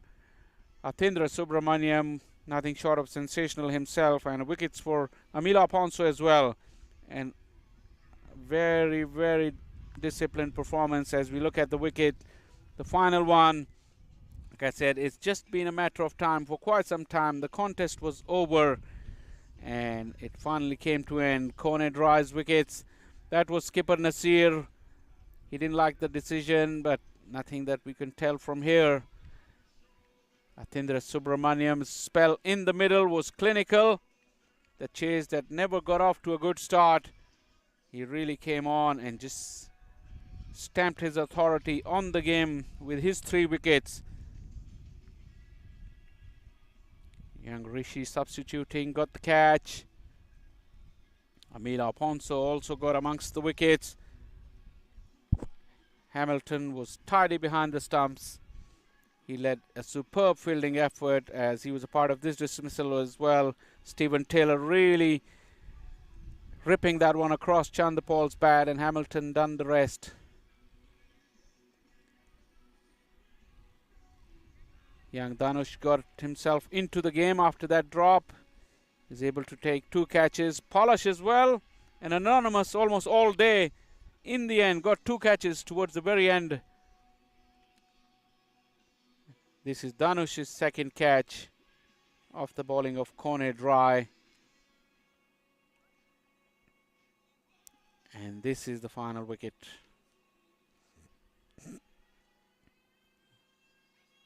Atlanta Fire are on a roll now. This is the match summary. Cornwall's blistering knock. Aaron Jones with sublime 48. Stephen Taylor chipped in with 28 as well. Comrie's spell was good, but it was carnage all over for the Galaxy bowlers. Chandapal with 31, top scored. Hardik Desai 25, but Kone Dry, Subramaniam and Aponso were in the wickets. This summary would only tell that Atlanta Fire won by 85 runs, but I can tell you that Orlando Galaxy came third in a 2-horse race today here at the Atlanta Cricket Field. And that would mean the end of cricket action here at the Atlanta Cricket Field for this week. And like I said, we'll be back with next weekend. Couple of really important clashes between the two local sides here. The derbies, one on Saturday and one on Sunday. It's just about time to wrap up this broadcast. This is me, Shah Faisal, signing off from the Atlanta Cricket Field. I hope you enjoyed our coverage, and we look forward to your company next weekend here from the Atlanta Cricket Field. Until then, it's goodbye. You're watching the Toyota Minor League Cricket Championship, presented by Sunoco.